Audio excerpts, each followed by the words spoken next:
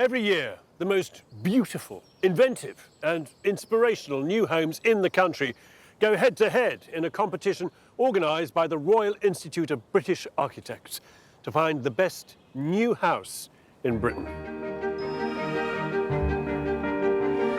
Over the last year, the RIBA have trawled through hundreds of hopeful entries, putting together a long list of the best architecture this country has to offer. From small-scale buildings that wear their craftsmanship on their sleeve. This is not what I expected. There's a courtyard in the middle of the building. To magnificently epic dwellings. And I can simply waft to the bed in my nightdress.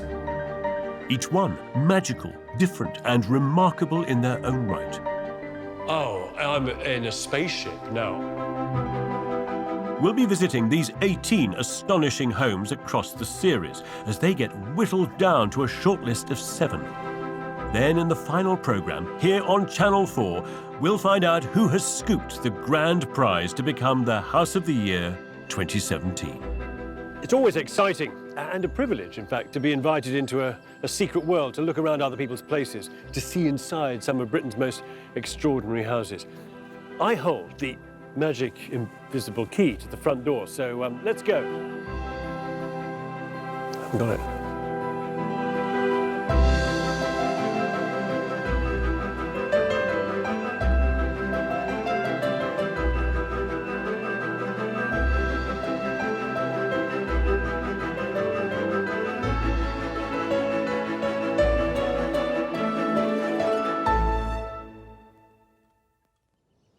Fine architecture can come in many guises and forms.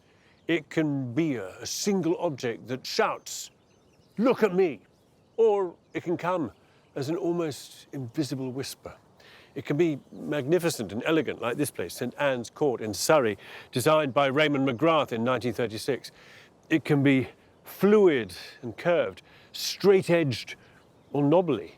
For it to be good, it has to be inventive. It has to make you feel good. But if it is to be great, it must always speak of its time. Exploring these amazing buildings with me will be Editor-at-Large of L Decoration, Michelle Ogundehin. And architect Damion Burrows. Can I sniff your cork? As usual, we've split the long list into 4 loosely themed categories, and we'll look at a different one in each episode. This time, we've grouped the houses into a category which an architect might call vernacular. Fancy term, but all it really means is that a building might use local materials in some way or acknowledge a local tradition in architecture. To you and I, the vernacular is how we might speak, of course, and that's what all these houses do in this episode. They engage in a conversation with their location. They're born of it. They speak the local lingo. And our very first house on the long list speaks with a West Country accent, as it's in Bath, a city awarded UNESCO World Heritage Site status for its classical beauty, executed in one material, Bath stone. The city of Bath is a fantastically coherent statement, a single statement about what architecture should be in the 18th century, early 19th century. It reflected a passion, a belief that somehow in this local stone, masons and architects could reproduce some of the civic values of the ancient world. All very well then, but what do you build in a place like this now? The answer is you put up a building that resonates to the ideas, colours and textures of its historic surroundings, and yet is altogether new. Hill House. The owners and architects behind this home are Anne Claxton and Mike Keyes. Hello. Hi there. Hi. You must be Anne, yeah? Yeah, that's right. Hi. Nice to meet you. Hi, Mike. Hello, hi. How are you? How has it been finished? Just under 2 years. So 2 years to live in it and get to know it. Yeah. But have you always lived in Bath? We bought this, which was a bungalow, about 13 years ago, with the aim of building a new house. We thought we'd be a couple of years in the house. It turned out to be about 10 years before we actually knocked it down. But was that determined by you or by the planners in Bath? It was us entirely. We took a long time just thinking about it, and the kids were growing up. So we just sort of let it flow a bit until the house literally got to the point where we had to get rid of it and start again. It was certainly worth the wait. Set in 1/3 of an acre and covering 220 square metres, Hill House is made of 2 offset blocks. You enter into a hallway with a service corridor running the spine of the house. The south-facing, open-plan living area connects the master bedroom at one end with a study in the middle, which leads on to a 2nd and 3rd bedroom. Nice and neat. But while the house may look like it's Bath stone, Anne and Mike have in fact used bricks, lookalikes with flush lime mortar to produce a continuous texture, redolent of its neighbours. We felt that Bath stone was a bit too harsh and bright. So although it's not Bath stone, we were very careful to make sure that the texture, the colour, the tone of it matches. The RIBA judges said that modernism of this quality is rare within the centre of Bath and should be encouraged. And this understated modernism carries on indoors. Oh, it's nice and cool in here. I want to be drawn down this corridor because the ceiling sort of betrays how the building's built. Yeah. So the joists are all exposed all throughout. It's all out of wood. Yeah. Construction was in timber frame, with the addition of 2 massive steel lintels to support the entire south side of the building, allowing uninterrupted floor-to-ceiling glazing. Oh, there's your reveal. That's quite theatrical. Whoa, hey! As you walk through, it sort of, absolutely lifts. This is all about connecting out. Because we had a reasonable sized plot, we wanted the opportunity for all the rooms to open out. You can see all the bedrooms have sliding doors as well. Mike and Anne's daughters have their bedrooms and living space at the opposite end from their parents, with their own private exit, essential for teenage life. It's quite good being able to come in and not sort of wake everyone up. It doesn't mean you sort of have to worry about being told off for coming in too late. You can just sneak in at whatever time you like. And no one ever knows. They do now.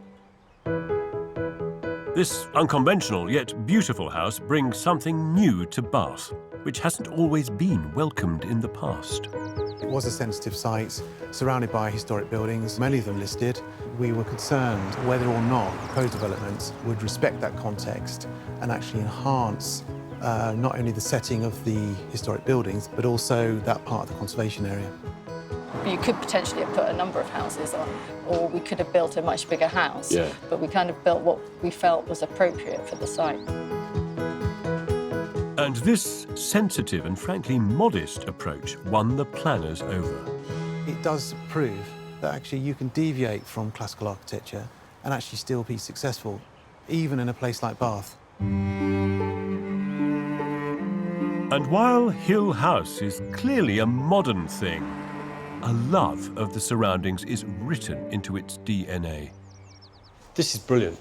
It's a bathroom with double doors, deliberately so that, you can lie in the bath and... Yeah, you can lie in the bath and get the view of the church. I mean, how much time do you spend in the bath looking at that view? I'm often in the bath, aren't I? Yeah. Not all day. The connection from Bath to Bath and all of the thought that went into making this house fit in was helped by 10 years of living on the site before building works even started. Spending time in a place, knowing this place intimately, must make itself felt in the building when it's finished. Yeah, all sorts of little decisions, I guess, from the materials to how we've sited the building to how we live in it, I think are all part of that. The more you put into it, the more you get out. So all the things that we've actually physically done and taken time over adds to our experience of living here.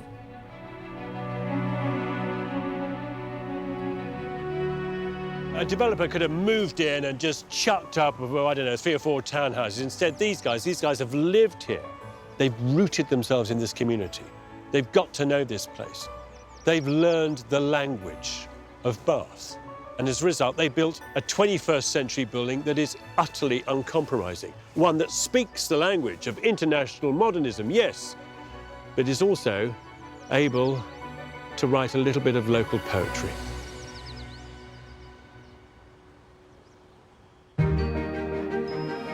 From West Country poetry to the songs of the Highlands, there are 4 more homegrown, locally inspired properties to visit before we find out which have made the shortlist for House of the Year.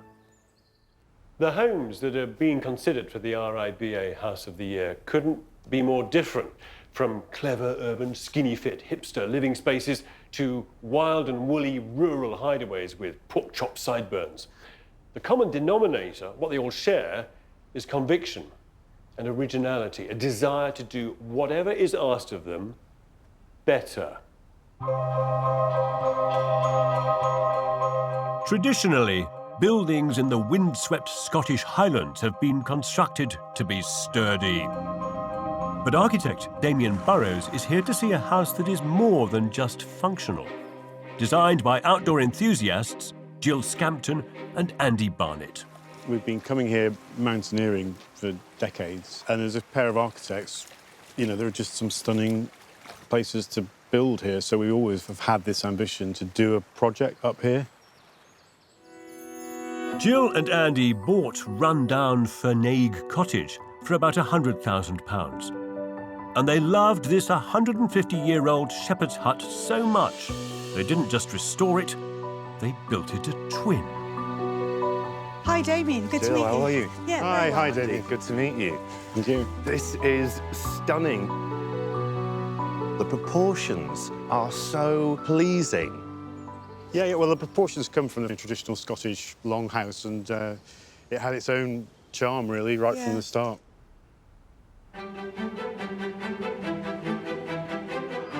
The original cottage on the left and the new extension on the right are the same shape, but inside, the old part contains 3 bedrooms and a bathroom, while the new addition houses a single open-plan kitchen, dining and living space. We took away a lean-to shed at the front of the house. We used that stone to build the stone walls at the front of the new bit. We didn't import any stone, it's all come from what we had on the site. But while the stones may not have travelled far, for the tin roof, they went all the way to Sweden.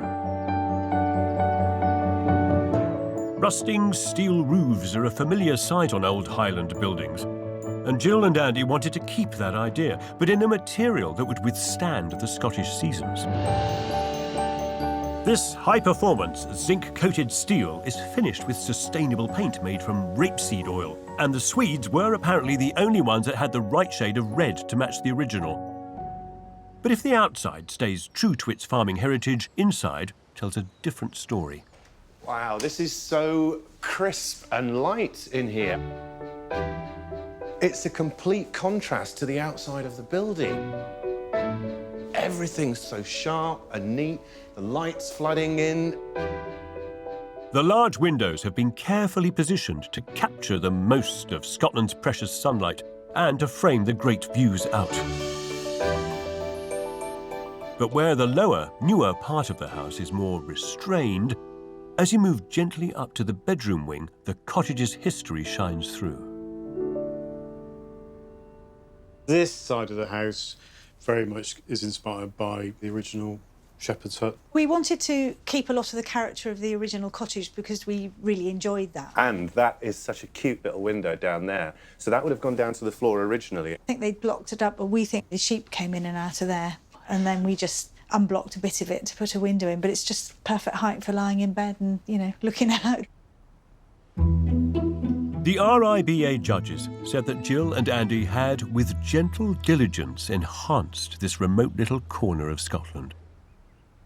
The secret of their success was to take time to work out the design. Jill and Andy visited the rundown house once a month for 2 years to test and develop their ideas. It had a coal tap. It did have a loop, but you had to flush it with a bucket, and it had electricity, so you could just about manage to visit. It was a wreck, really, but it was enough that we could get a feel for the light and how the sun was coming in the mornings and the evenings. Once they'd worked out their approach, they chose a local builder, Adam MacDonald, who'd never worked on anything so challenging. At the very beginning, I said to Andy and Jill, you know, my limitations, there's things I've not done, and it'll be a learning curve. Well, a lot of houses you're building for clients, they're not going to know if a house is an inch smaller or 3 inches wider, but Jill actually measured it when she came up and said it was within 3 mil or 5 mil of the foundations, you know, which I was delighted with. It was good to work to that, you know, exacting tolerance, but it put a fair bit of stress on us. But even more demanding than Adam's clients' standards were the weather conditions. You want to get as much done in the summer months as you can, but in summer months, midges are here. So yeah, we had to have midge hoods on most of the time. And then with the stonework, you could only do that at certain times of year with the frost. So we had to try and fit all that in before the bad weather came. When the winter came, then you had the snow and the ice. From the end result, it's clear Adam works well under pressure. Watching this site evolve over the 4 years since they bought it has been one of Andy and Jill's 2 daughters, Florence. My whole life they've brought me here. I think for them it was almost like their 3rd child, really. It was kind of their baby. They're a great team, actually. They both know what each other is kind of thinking. It's funny how they kind of both work really well. They might have arguments on really tiny, petty details, but actually they kind of just get on with it, and I've always been really impressed. For just shy of 300 grand, you've got this incredible house with amazing views in its own land.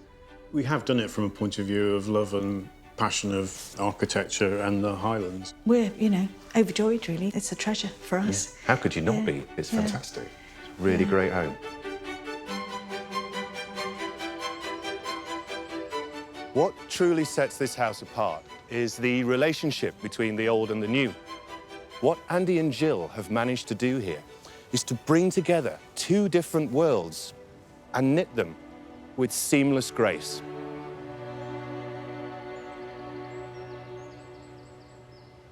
You know, it's easy to cloak a building in local materials to get it to fit somewhere. I mean, that's just camouflage.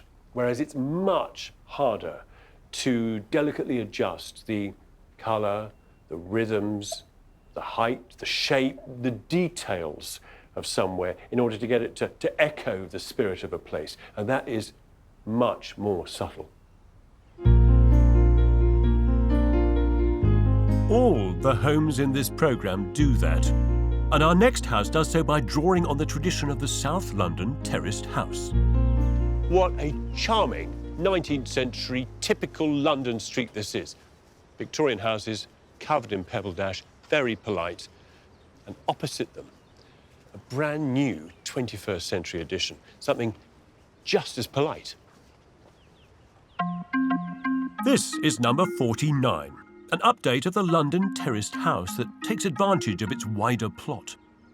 While Victorian terraces usually sit on a long, narrow sliver of land, number 49 sits sideways on the road. The house revolves around a central kitchen diner, which connects to a living room and studio space in the side return. There's 1 bedroom downstairs and a master one upstairs, along with a TV room cum spare room. The owners, a couple, Stephen Davis, who was also the architect, and Laura Lewis Davis, a museum curator. Oh, hello. Good morning. How are you? Very well. How about Good to meet you? Yeah, very well. Good to see you. Hi, Stephen. What a great building.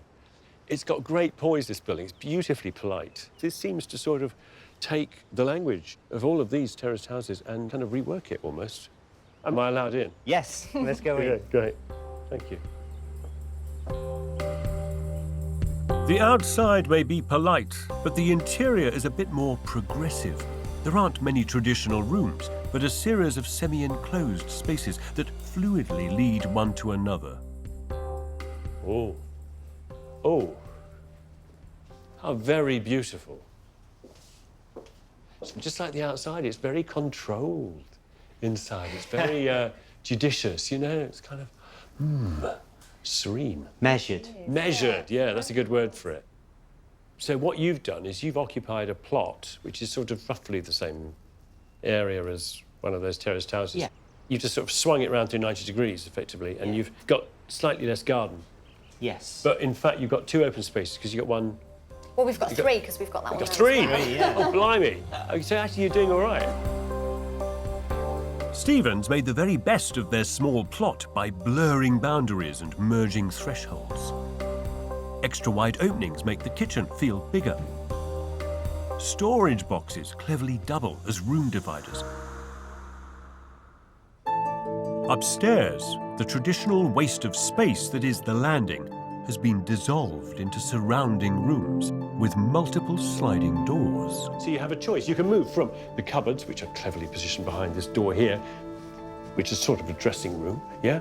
And I can simply waft to the bed in my nightdress this way and out to the bathroom there. Or if I happen to be watching television till 2 a.m., yeah, I can be quiet and I can not disturb my partner, and instead I can creep in to the bedroom this way too. It's all been beautifully designed and organised by Stephen. But he doesn't have the monopoly on organisation. You work in museums. I do. And there is a sense, looking around the room, that it feels very curated, right? And that can't be accidental. It's very much about not having things that are overcluttered, but also having things in collections. When you've lived in an old house, it's got nooks and crannies. And we were really conscious not to design out nooks and crannies, because you need nooks and crannies. Nooks and crannies have character. You can display your objects. And the fastidious approach to display can even be found in the utility room. I think their attitude to domestic organisation is exemplified by the pegboard.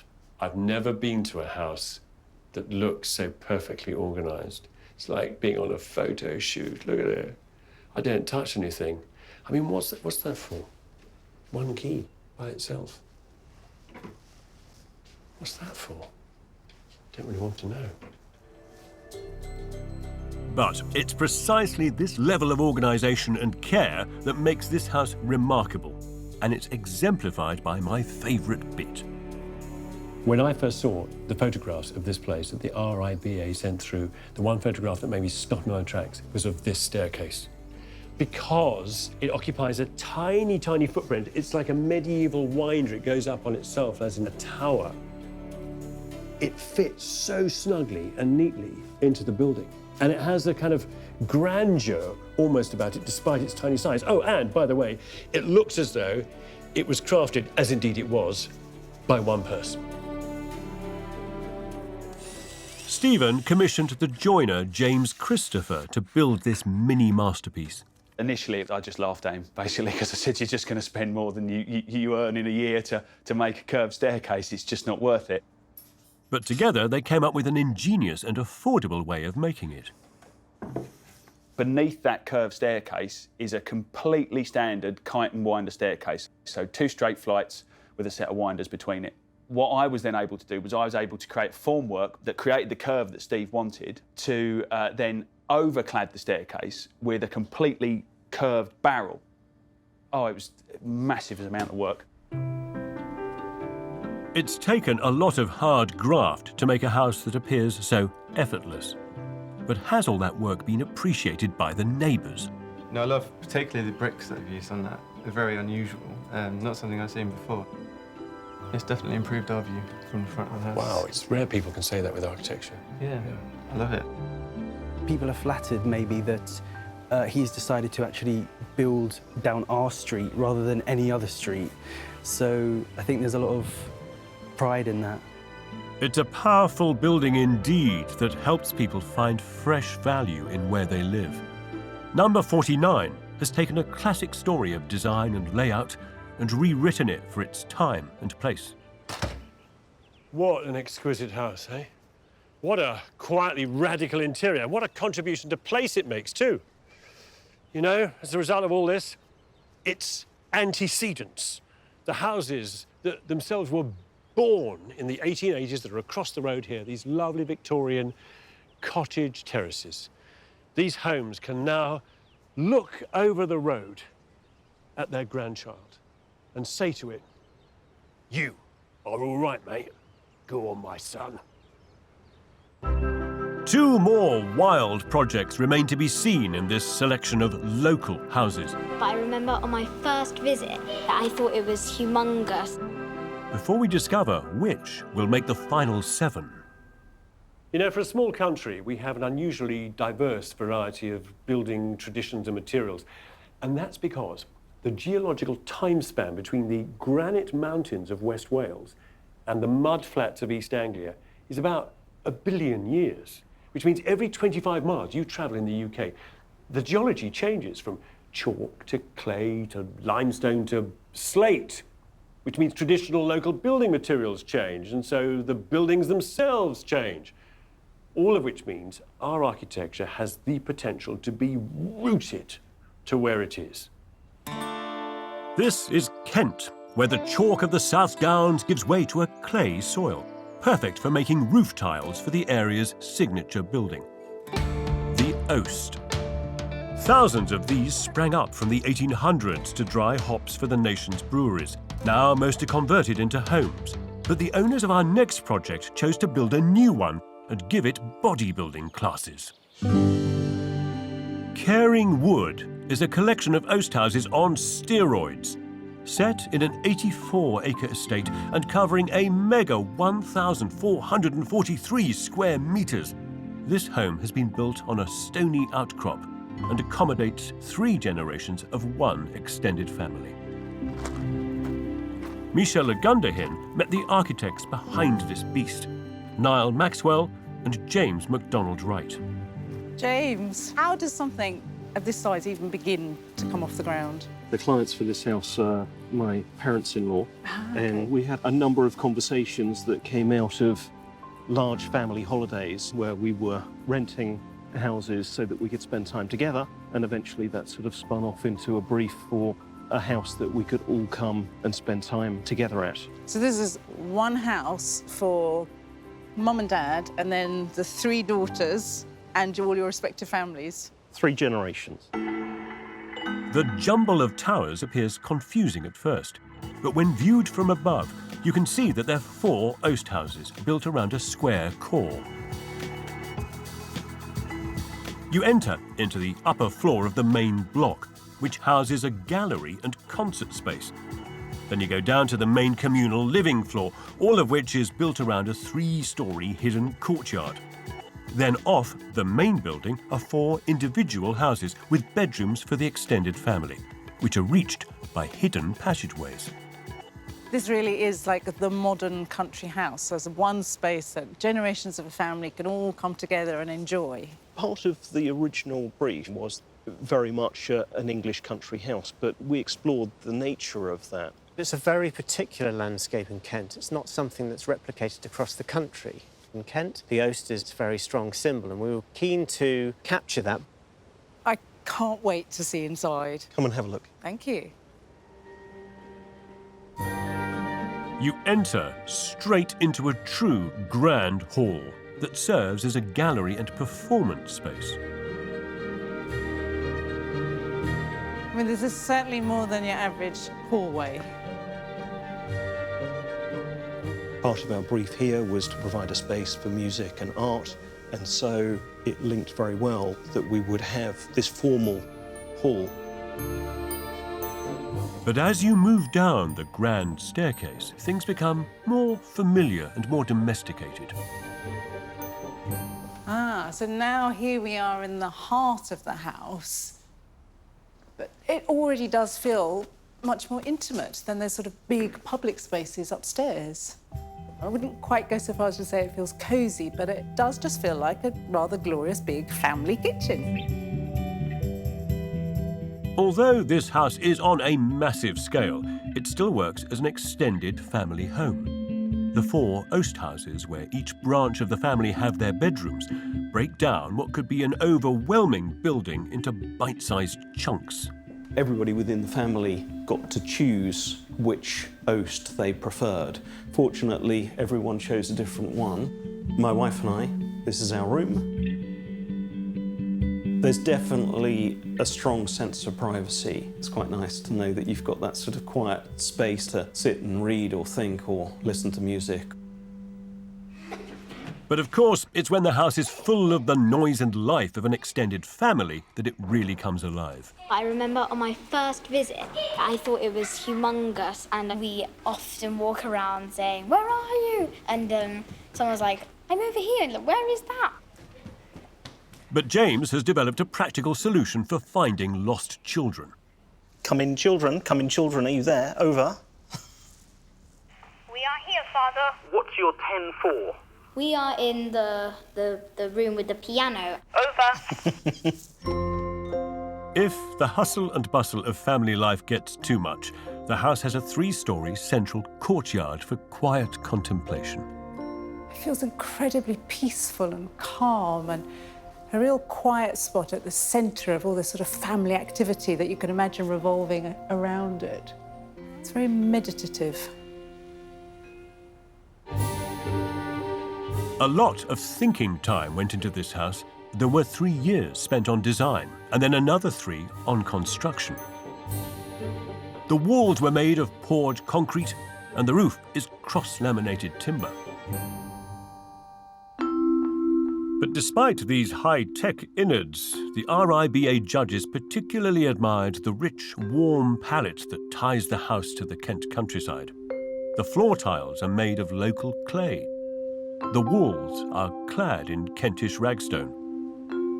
But it's the Kent peg roof tiles that really leave an impression. They've been handmade locally since 1588. For the current factory, Caring Wood was one of their biggest ever orders. So tell me, what is a Kent peg tile? Kent peg tiles are smaller than a standard tile. They're flat, they have no nibs on the back, and they have these lovely square holes here. And it's where the expression "you can't put a square peg in a round hole" comes from. Ah, wow. A maker can make an average of 1,200 tiles a day. 150,000 were needed for Caring Wood, and the whole order took a year to complete. Each piece of clay is sprinkled with sand for texture, shaped, cut, marked with a handprint, and punched with the maker's mark. Right, so, OK.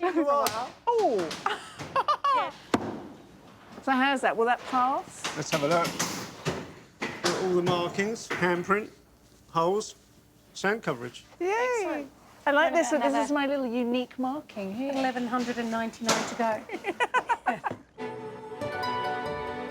The grey clay tiles turn a rich red oxide on firing to contribute to a soft, informal and welcoming language of buildings that in Caring Wood translates indoors too. Niall, do you get to visit? Yeah, but I'm coming as a guest now.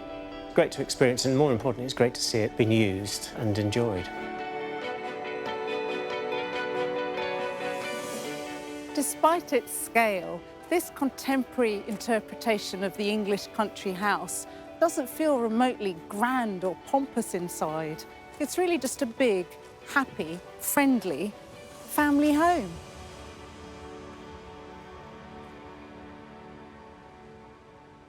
How on earth do you compare buildings that are so different? These houses are not being judged on their size or style or budget, but on a whole bunch of criteria that add up to architectural merit.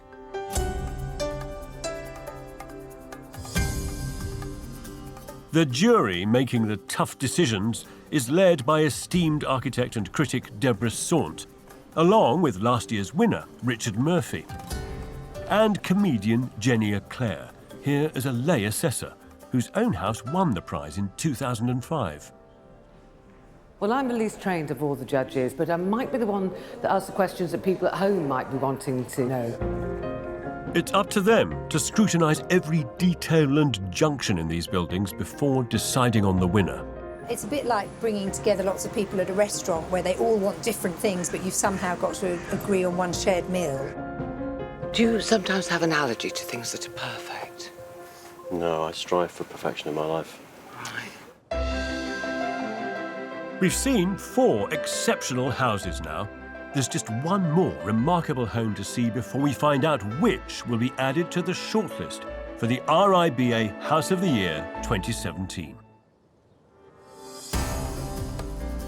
So far, we've visited 4 buildings in our local traditions and materials category for the House of the Year 2017. There's just one more plucky contender to see. For millennia, our homes were made from the very ground beneath our feet and the trees above our heads. Damion has gone to see a house that's continuing that essential relationship. This is Northumberland, one of the least populated parts of England, and home to an unusual form of local architecture, the Bassel House. These were Tudor period fortified farmhouses built to defend from would-be raiders. They had a first floor living area with room for livestock below, and their influence is felt in our next house. Look at that. That looks very smart indeed.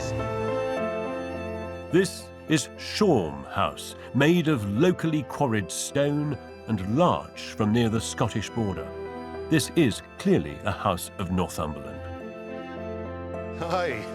It's home to retirees Anne and Tony Pender and their son Richard, who was the project's builder. Hi. Hi. This is a stunning build, isn't it? It looks so sharp you could cut your finger on it. You really could. Who lives there? Do you all live there? It's built for us as our retirement home, really. We lived for 20-odd years in the old farmhouse across the way there. The new building sits against the wall of the courtyard garden and incorporates the farm's old stable block. On the ground floor are 3 bedrooms, a utility room and a study in the old stables. On the new top floor is an open-plan living kitchen and dining room, and next to it, they built a mini-me garage. The upside-down living arrangement is a deliberate nod to Northumberland's past. Intentional historical reference there because of the Bassel House here, which was built to have the living quarters upstairs, so when the Scots came hoarding down, you could pull a ladder up and pour boiling oil on them. But an unconventional layout wasn't Richard's only challenge as the builder. This was his first big construction job, after a career move from environmental lobbying. Had you built anything before? Yeah, I didn't have that much experience. Did a couple of sort of small flat renovations. It was certainly a nerve-wracking venture to sort of leap into. I mean, it looks incredible from the outside. I can't wait to see if you've maintained that same level of detail and quality on the inside.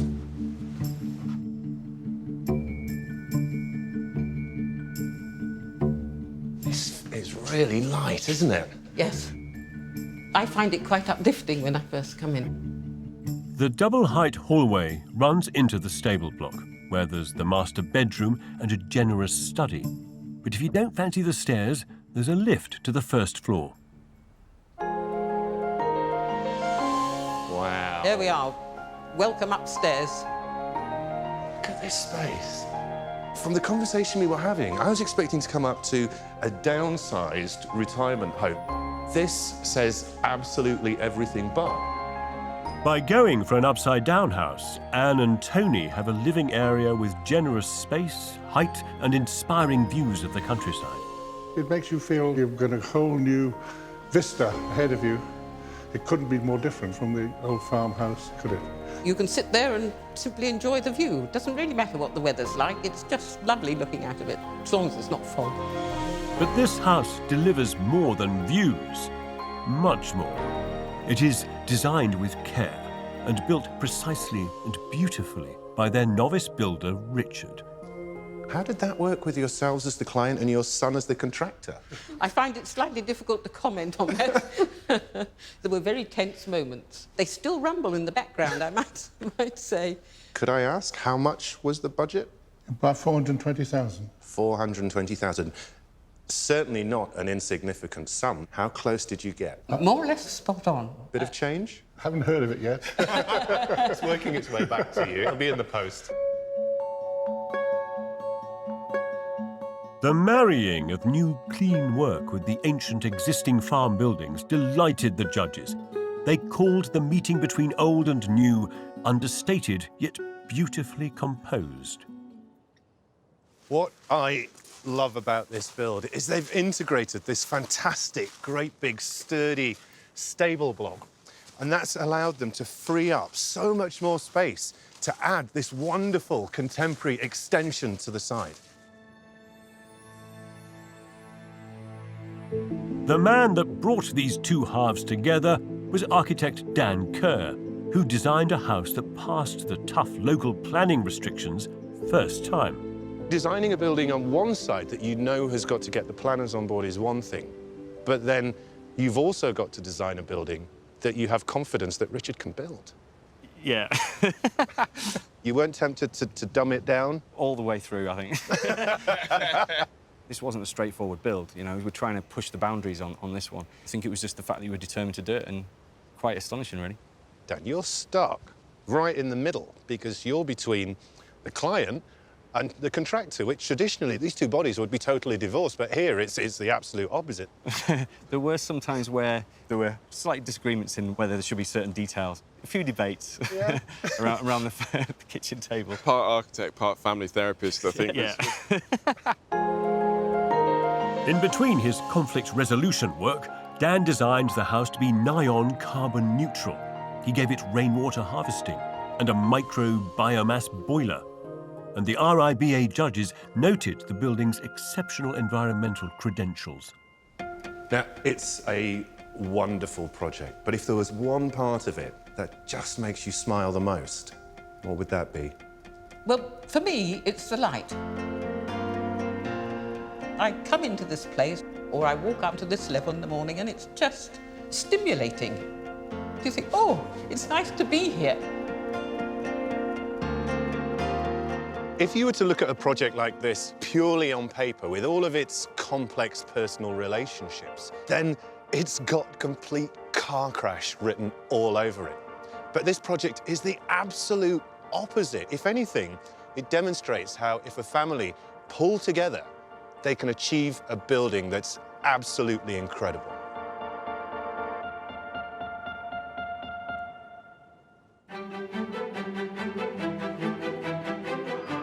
We've now seen all the houses on our locally inspired long list, but which will make the coveted shortlist?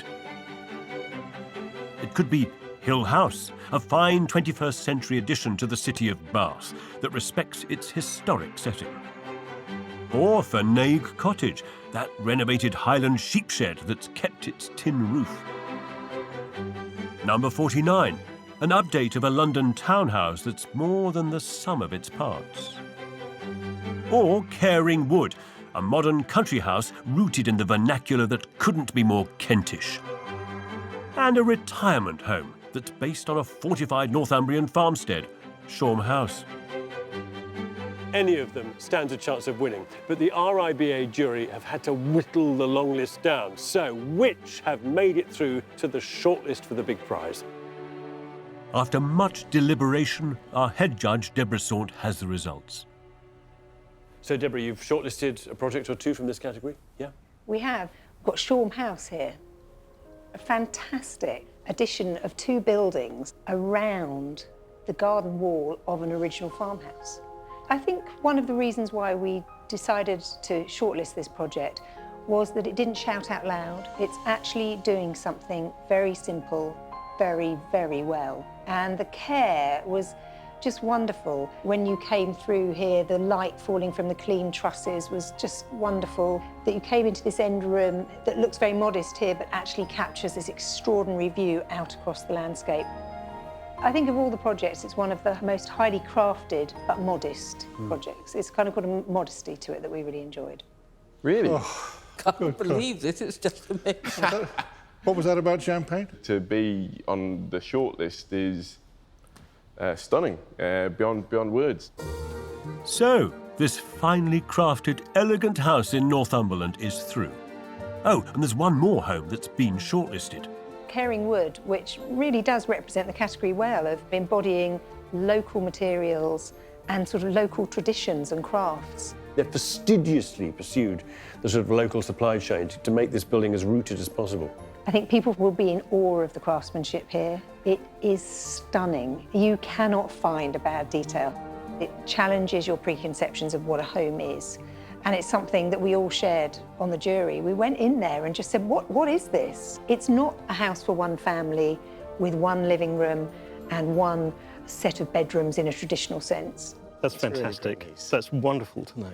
Feels amazing, you know, after all of this hard work and all the effort that everyone's put in creating this unusual building, it's fantastic. So, Caring Wood and Shorm House become our first two contenders for House of the Year 2017, joining the shortlist from this local category. Local materials are sometimes cheaper and they're more practical to build with. They offer the opportunity for instant connection. They can be much more sustainable. They often come also with a bunch of local building skills. And all this provides us with a sort of cultural compass, linking the past with the present and pointing us forward. When we know where we've come from, we can see a little more of where we're going. Next time, another clutch of 5 remarkable buildings, all homes with a watery theme. It's quite exciting, waking up in the middle of the night sometimes and realising your tooth is surrounded by water. I hesitate to take in one big gulp, but actually, wow. All hoping to become House of the Year 2017.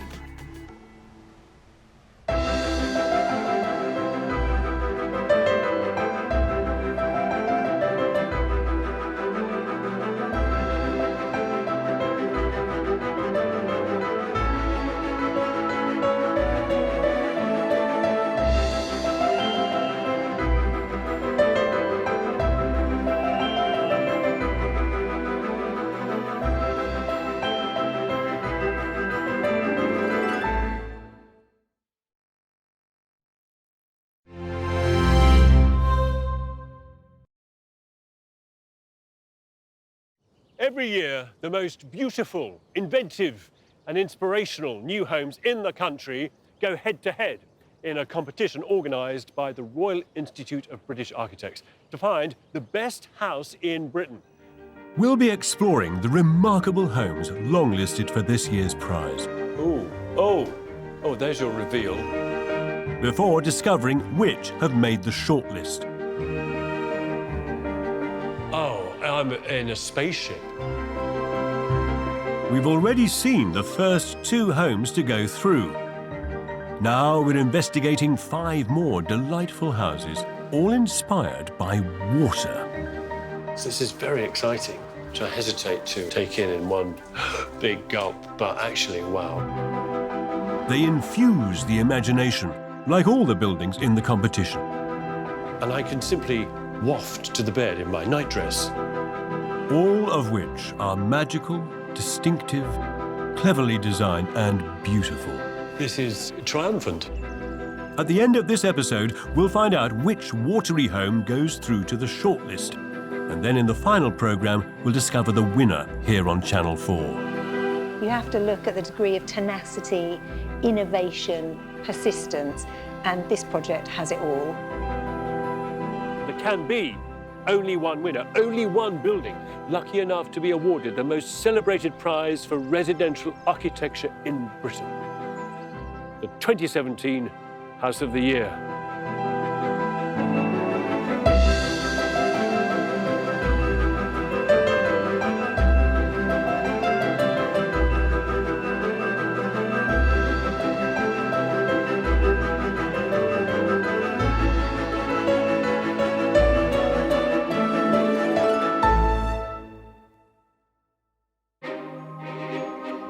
So far, we've seen houses inspired by local materials, and 2 of them have made it onto the shortlist: the quiet and considered Shorm House and the sculptural and rather epic Caring Wood. In this episode, we're looking at homes inspired by water. We are, let us not forget, a maritime, seafaring nation. For the size of our country, our coastline is one of the longest. So it's not surprising that we've developed a sophisticated language of architecture for building by the water, which, by the way, includes locks, rivers, lakes, tidal estuaries, streams, brooks, burns, pools, ponds. lagoons. Exploring these buildings with me are architect Damion Burrows. The closer you get, the more intriguing it is. And editor-at-large of Elle Decoration, Michelle Ogundehin, who headed to the south coast in search of our first home, a sumptuous clifftop villa. The White Cliffs of Dover are one of England's most iconic landmarks. But how do you begin to build a house here? How do you compete with nature? Perhaps the answer is you don't. You build a house that feels like it's been part of the cliff all along. Jutting from the cliff is a clean white ribbon of chalk. Ness Point, a house which the judges describe as growing out of the land in which it is embedded.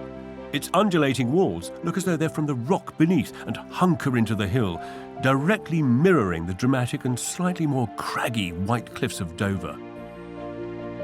It draws on the language of 30s seaside villas and belongs to interior designer Logan McWatt and his family. The front of the house curves sensuously, with a living room and 3 reception rooms below and 4 elegant bedrooms above. The spaces are modest and every inch is put to good use. Hello. Hi, Michelle. Oh, my goodness, I can see why you picked this spot for a house. It's amazing. Oh, thank you. It really feels almost like a bit of a castle on the top of the cliff here. All our family is Scottish, and I really wanted to bring some of that Scottish feel down into this corner of the UK. Logan's parents moved to Kent when he was 7, so it's an area he knows well. After living in Hong Kong for 30 years, he returned to England and took the radical decision to demolish his parents' house and build something new. I've lived in high-rise apartment blocks, and I really wanted to have a house where you walk out and you're onto a veranda, you're on terra firma, and you can call the house your own. The curves of the house do echo the curves of the cliff on Ness Point. So in a way, you've sort of built your own little bit of cliff here. Definitely.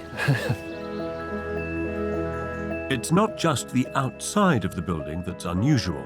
Inside, the judges loved its imaginative layout. This is great. It feels like you're really bedded into the cliff here, and then it just sort of opens out in front of me. Well, that was the idea. And what's going on down here? This gallery is lit by the skylight above, and we can transform the space, so all these doors can fold back. This is the kitchen area. It can be fully open, and that allows the dining room, for example, next door to be operated in its own right. These are very easy to open as well. And then this can open up. And in fact, then the light from the front comes right through to the deep part of the house as well. Well, the idea was to have a flexible arrangement so that if my children are having a dinner party, this can be separated off from the sitting room while I can do my own thing. This flexibility continues upstairs with bedrooms that open into each other and en suites hidden behind movable screens. This is what it's all about, isn't it? This is the grand finale of your house. We've had snapshots of the view, but in fact, this is the big picture. I mean, I guess when you have living paintings like this, you don't really need wallpaper, do you? You don't. On a clear day, you can see the coast of France shimmering on the horizon. It's a view you could never tire of. Oh, I love that. It's beautiful. I can really imagine myself lying in the bath here, checking out Dover, France, the views, and the sky. Nice. Logan was based in Hong Kong for most of the project, so responsibility for realizing this curvaceous design lay with the architect, Mike Tonkin, and his team. It seems like the dream spot to build a house here overlooking this fantastic view, but we are on the edge of a cliff. I mean, were you not worried about the whole house falling into the sea? Well, we did have an enormous cliff collapse a few years ago. We got a call from Logan, hold everything. Oh, my gosh. And so that was a bit scary. But we did some research and worked out he had 400 years. Oh, OK, so you're safe for 400 so years. Okay. Exactly, yeah.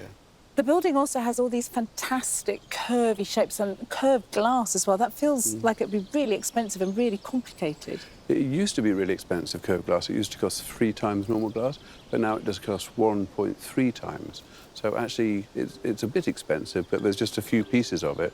So what we did is put the curved glass where you really notice it. The structure of the house was formed with a steel frame and concrete blockwork to resist the weather here. By curving the walls rather than all the windows, Mike's design was cheap and straightforward to build. Only the 2 main picture double-glazed windows are formed using curved glass. To make these sinuous shapes, the glass is heated to 700 degrees. When smoulderingly hot, it enters a series of rollers which bend the glass into a perfect curve. The result is a delightful, rhythmic building that can be readily adapted to Logan and his family's changing needs. Logan knocked down his parents' house to build this. I don't want his kids to knock down this house. Hopefully it's flexible enough to sort of change its life. I think this house is here to stay. But while it speaks of the chalk cliffs here, it also has to engage in conversation with its neighbours. The locality is populated with an established mix of period buildings, so anything new was going to be controversial. Reminds me a bit of Hollywood, but Hollywood is not around here, so I think something more English would be nicer to see. I think it's a bit out of place. Curved houses, they're sort of more organic in a way and seem to fit more beautifully with the landscape, although fitting furniture in curvy walls might be quite tricky.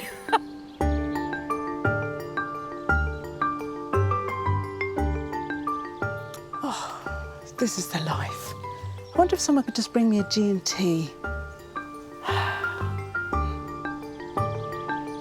Good architecture can change the way we live, but Ness Point demonstrates how expediently it can be done, using sliding walls and adaptable spaces instead of vast rooms, and capturing different sliced views. This house is like a modern-day castle. It owns this bit of the cliff. It's also clever and flexible and future-proof for the next generation. You can really imagine it standing here, proudly looking out to sea for years to come. So, Ness Point sets the bar high for this year's competition. But we've got 4 more long-listed homes to show you. All this absolutely reeks of craftsmanship, difficulty and expense. All of which take their inspiration from water. All of which hope to secure a coveted place on the shortlist. You are sort of gobsmacked when you approach this building. People don't realise it's a house. They think it's a sort of caravan on some sticks. The riverside location for this next project provided all the inspiration it needed. The industrial warehouse buildings that were previously on the site were an unlikely starting point for a powerful, jaw-dropping building. Built on the banks of the River Ouse in Lewes in East Sussex, South Street is a case study in elegant, modern design. The house is home to Stephen and Anita Yeomans and their family, and we were lucky enough to follow it for Grand Designs. I've always had an interest and passion for contemporary and modern design. I think I just like beautifully made, sort of well-considered things. They found a narrow waterside site and weren't afraid to build something bold. Oh, look, you look polished and relaxed and as composed as your building is. It looks like bronze. It's marvellous the way it changes character. It's absolutely beautiful. We often say it's even exceeded our expectations. What you got is a bit of class, a bit of rusty class. Yeah. Squeezed between cliff, road and river, the house comprises a ground-floor glass box of living space with a utility room tucked behind. Upstairs, there are 5 bedrooms and 3 bathrooms under the rusty roof. The house occupies nearly all of its small riverside site. This is nice. It's very compressed and dark, this entrance. This is very exciting. Bit of theatre. Absolutely. Yeah? You get drawn towards the light, don't you? Exactly. It creates this really dramatic entrance. which I hesitate to take in one big gulp, but actually, wow. This place may appear fierce and brutal outside, but inside it is all warm and woody, a world of craftsmanship. The judges for this year's competition described the living room as a window to the world, taking maximum advantage of the expansive river views. This place is so meticulous there's not a hair out of place. The fridge is behind this door here. This is the larder. There's the toaster cupboard. In an age when our kitchens are part of our living rooms and dining rooms, Yeah. it's one space, the kitchen has to become then part of the furniture. Exactly. And then you have to make another kitchen somewhere else Yeah. to actually cook in, or put it in a cupboard, which is what you've done with your toaster. It was a difficult project from the word go, and many of the locals opposed the contentious decision to clad the building in rusty Corten steel. The then mayor was appalled. Ugly, in one word. We want to reflect our industrial heritage, but I'm just not sure that an ugly building sticking out like a sore thumb is quite the way to go about reflecting that heritage. It wasn't just angry neighbours that Stephen and Anita had to contend with. The site itself was a scrap of rubbish land sandwiched between the river and a dual carriageway. When we first viewed the site, really lacked promise. I think it was a piece of land that no commercial developer would have touched with a barge pole. It was a former cement factory, so excavations were made difficult by the industrial junk hidden in the ground. Stephen and Anita gave us an awful lot of trust and a lot of freedom to just get on with the project and use the sort of talents and skills of the people that are around us. That made the project a real success. The building's design was inspired by the dockyard warehouses that historically lined the river. The architect, Sandy Rendell, has really embraced the house's industrial past in both its shapes and his choice of materials. It was built using a mixture of structurally insulated panels that slot together like a giant jigsaw, a steel frame, and some beautiful board-marked concrete.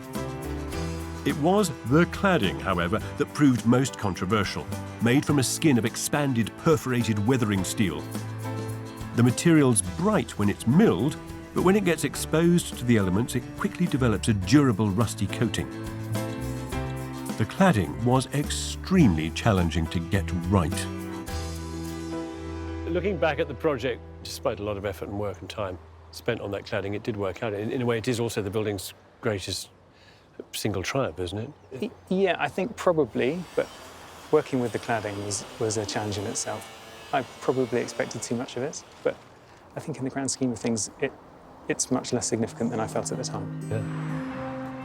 For Sandy and the team, the cladding was a real ordeal.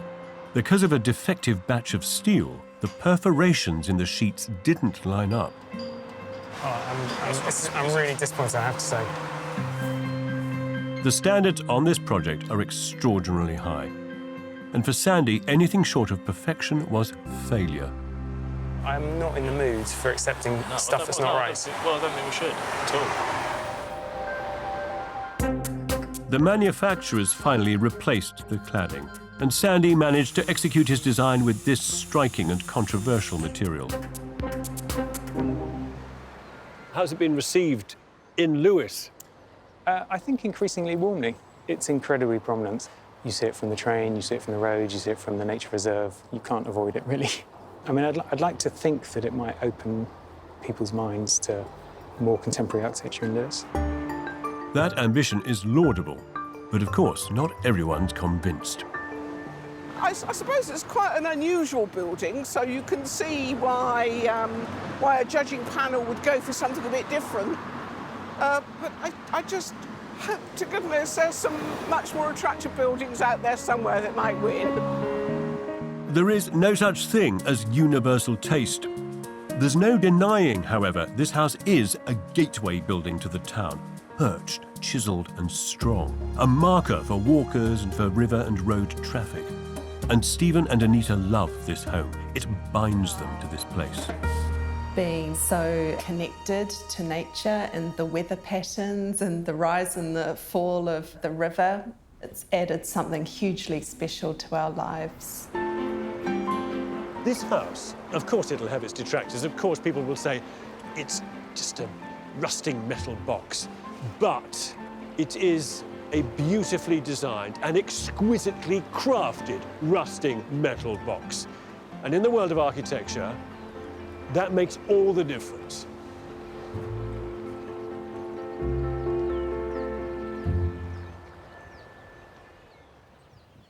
Living by the coast, you want a house which drinks in the views and soaks up the seaside atmosphere. However, if you want to be really close to the sea, you have to build a house that isn't afraid to get wet. Essex is probably not the first place that springs to mind when you think of lonely, windswept beaches and rare, endangered wildlife. But hidden in these remote inlets and estuaries is Colne Point Nature Reserve. And somewhere in this watery landscape is our next house. As architect Damion Burrows discovered, this year's long-listed buildings come in all shapes and sizes. And some of them don't even look like houses at all.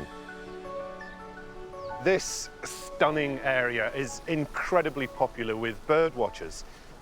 And the house that I've come to have a look at is actually named after a seabird, the red shank. It's an elegant, beautiful bird with long red legs and a speckled brown body.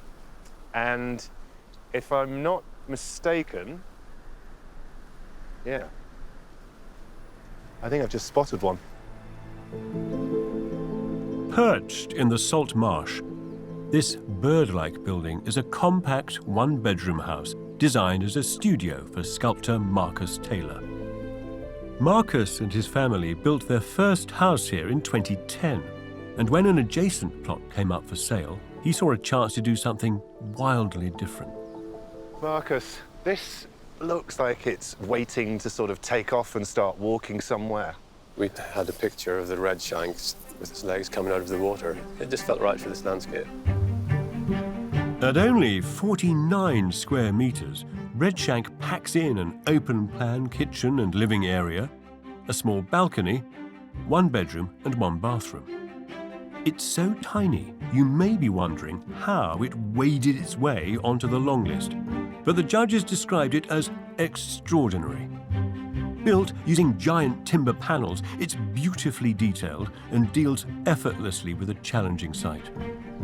It's not just built next to the sea. Twice a day when the tides rise, it's actually in it.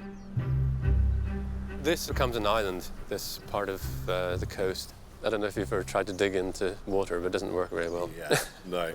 It was a bit of a learning curve for everybody involved. There were several occasions when builders' tools floated off down the creek. How about all the panelling for the build itself? There were trials at times.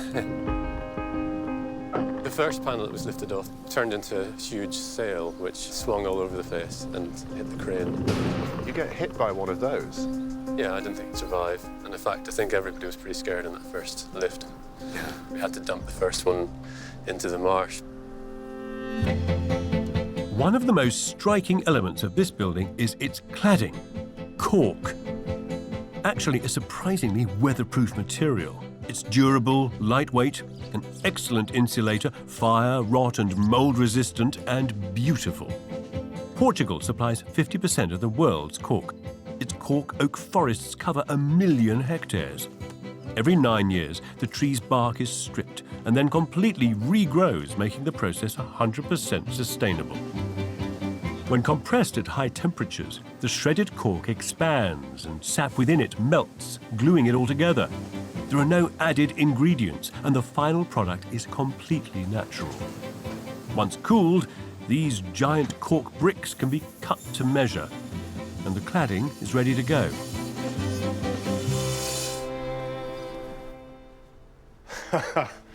Wow. I wasn't expecting this.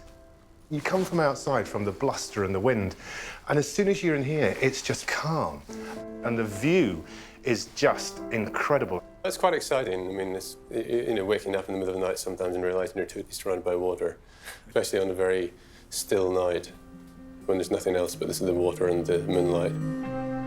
This eccentric sculptural house feels right at home in this otherworldly landscape. Its long red legs are reminiscent of the Maunsell sea forts dotted off the Essex coast.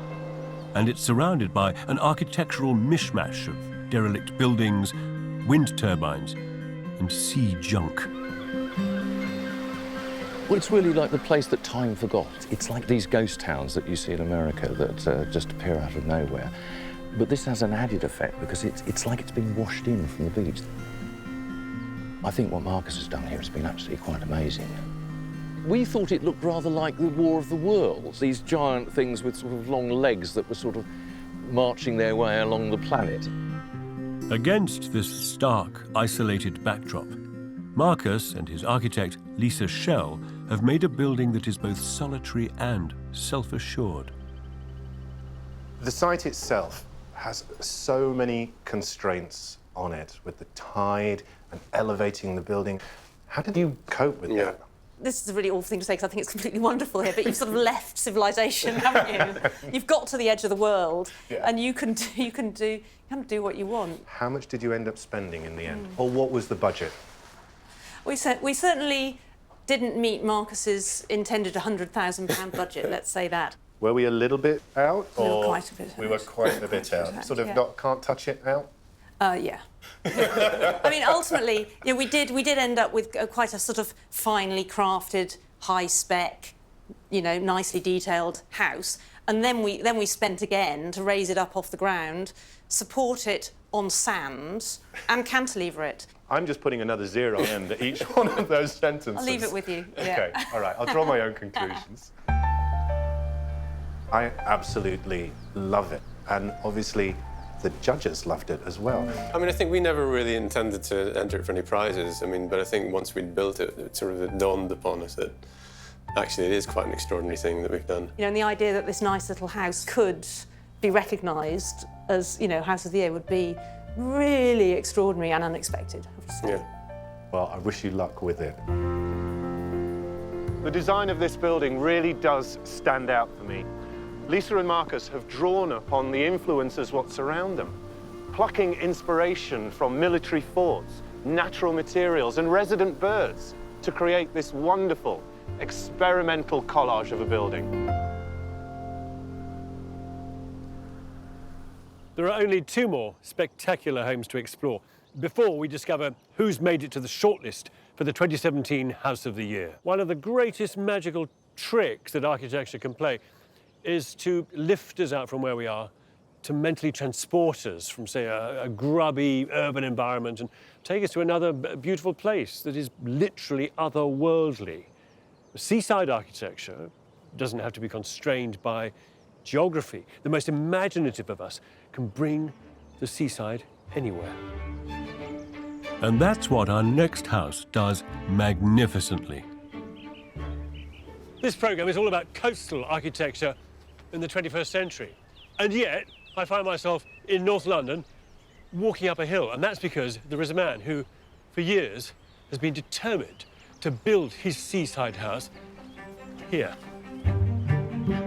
Weird, wonderful, and quite at odds with its surroundings, Sixwood Lane stands out like a perfectly executed sculptural sore thumb.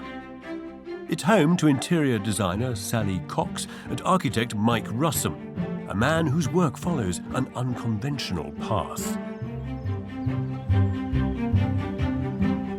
The house rises out of its 7-metre-wide driveway site in one of North London's most exclusive neighbourhoods. Hello. Hi.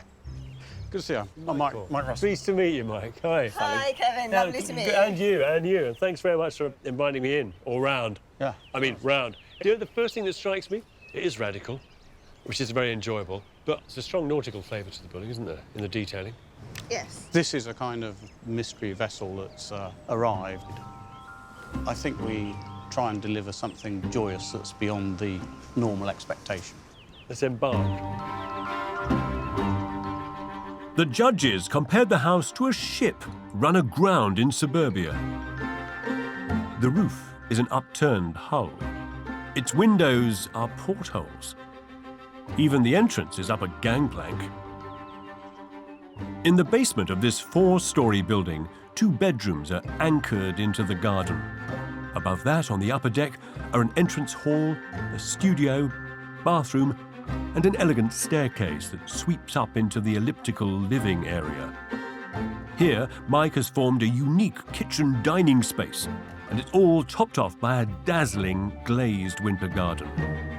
For sheer originality and brilliance, it deserves its place on the long list. You'll have to come up and see our living space up here. Oh, wow, this is a staircase straight out of HMS Belfast. Oh, man alive. Good heavens. Oh, this is completely remarkable. It doesn't feel like a building at all. Oh, I'm in a spaceship now. I thought it was sort of a naval vessel, that this building would float away. But I see now it's sort of designed for takeoff more than, anything else. It's incredible. The judges were impressed by the way modern living has been totally reimagined. The hall contains a lighthouse. The windows are straight off a boat, and the balcony juts out like the prow of a ship. The only rectangular rooms are the basement bedrooms, which flow out into the landscaped garden. Building something like this could not have been easy. Tell me what the major hurdles were. Well, the principal one always is getting planning consent. We find the planners seek a replication of normality, even if it's the most mundane, poor quality building stock. They just want a facsimile of it. Yeah. Getting planning took over 2 years by appeal. That took £30,000 out of our budget. It's taken longer than we would hope. When did you start work in the ground? Which year? Oh, I don't remember now. Which century? It was this century. Which decade? It was. I don't remember. I'd have to go and. But it's taken a long time. Well, exactly, because it's like clearly long enough for you to have forgotten exactly where. Yeah. That's the point. Yeah. The entire process took 12 years. Building a surreal modern townhouse in a leafy conservation area on a narrow plot was never going to be easy. It's not just the design that's unconventional. The method of construction was just as demanding. The main body of the house was prefabricated off-site using boat-building techniques and then craned into place. And of course, this arduous project succeeded in aggravating many of the local residents. Of course you must pooh-pooh all that's fresh and new and declare it crude and mean, for art stopped short at the cultivated court of the Empress Josephine.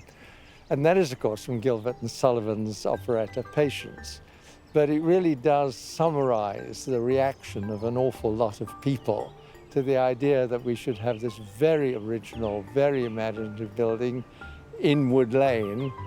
We've lived here since 1970, and some people think the house is hideous, some people think it's interesting.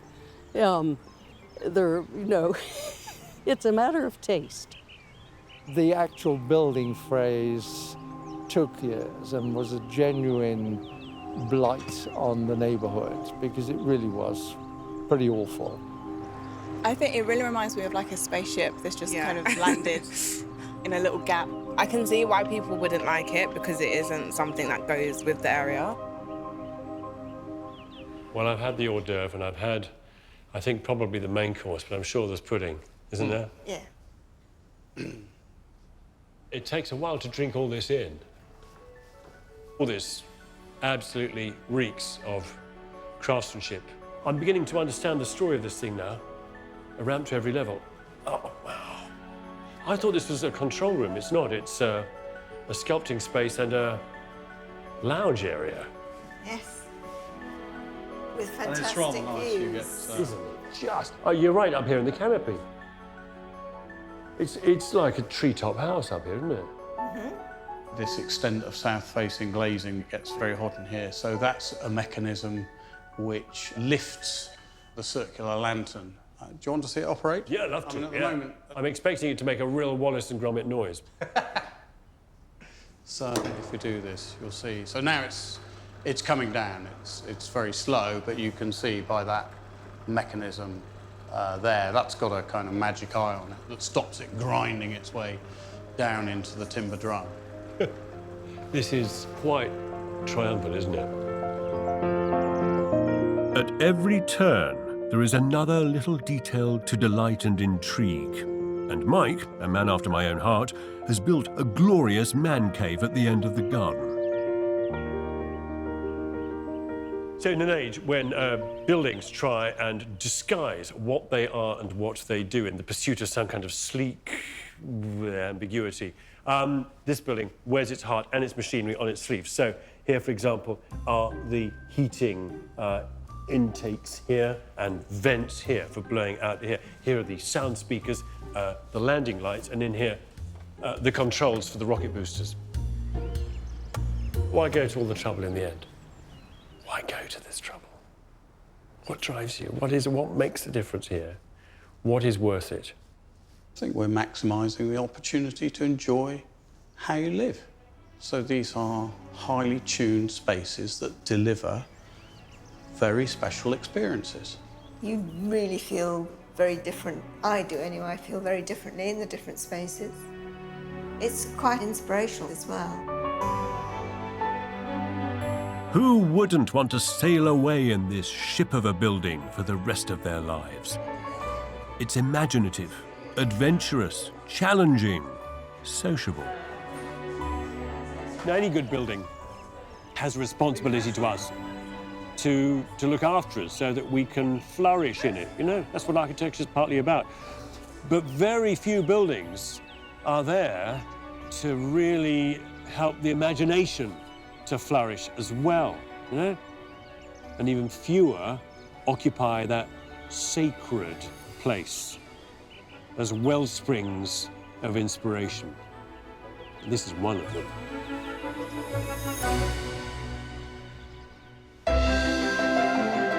We're almost at the end of cruising our way through Britain's best aquatic homes. We've just got one more remarkable building to see before finding out which of these houses will be added to the 2017 shortlist.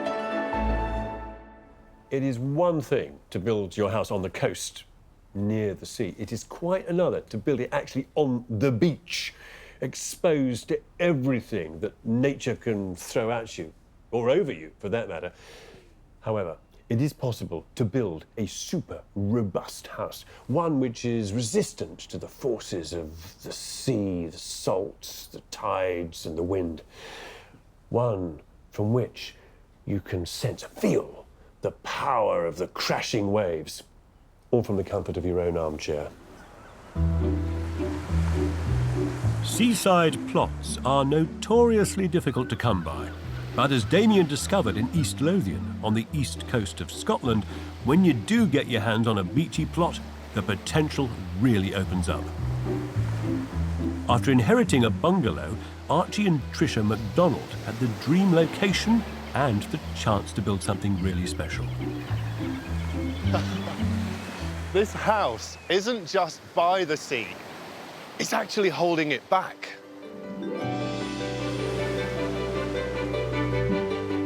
Built right onto the beach, the house anchors itself to the old, ragged sea wall. The elegant lines of the cladding against the rough, ancient stone help the building sing. It's this fine detailing that earned this house its place on the 2017 House of the Year long list. Hi. Hello, Damion. Archie, how are you? Nice to see you. To meet you. Hello, Damion. Tricia. Nice to meet see you you. too. Just had a great little walk along the beach. The house just looks stunning set back there. Thank you very much. Yeah? Come inside, see the inside. Thank you. This is a house in two parts. On one side, a flat-roofed bungalow contains a utility room, family bathroom, 2 bedrooms and a study. On the other, they added a fine, larch-clad extension, which encloses an extraordinary open-plan living area. Oh, wow. I mean, what a space. I mean, this is just spectacular. Not many people get to just stand here with their morning cup of coffee and just watch the world go by. You're like you're on holiday really all the time. It's such an unusual location. I mean, how did you come across it? Well, it's been in my family since the late 50s. My father was an architect and he was looking for a project, so he bought the house and physically rebuilt it himself. So he was an architect with dirt under his fingers. The rare thing. A rare thing. Yeah. What Trisha and Archie inherited was a one-bed house with its back turned to the sea that faced into a courtyard. They approached local architect Matthew Johnson to give them an extra bedroom, bathroom and a sea view. But Matthew persuaded them to go for something altogether grander, giving Trisha and Archie cinemascope windows with polished concrete sills and sleek open-plan living. Rooms flow like the tide off a skylit corridor, and living spaces are gloriously turned around and opened up to the sea.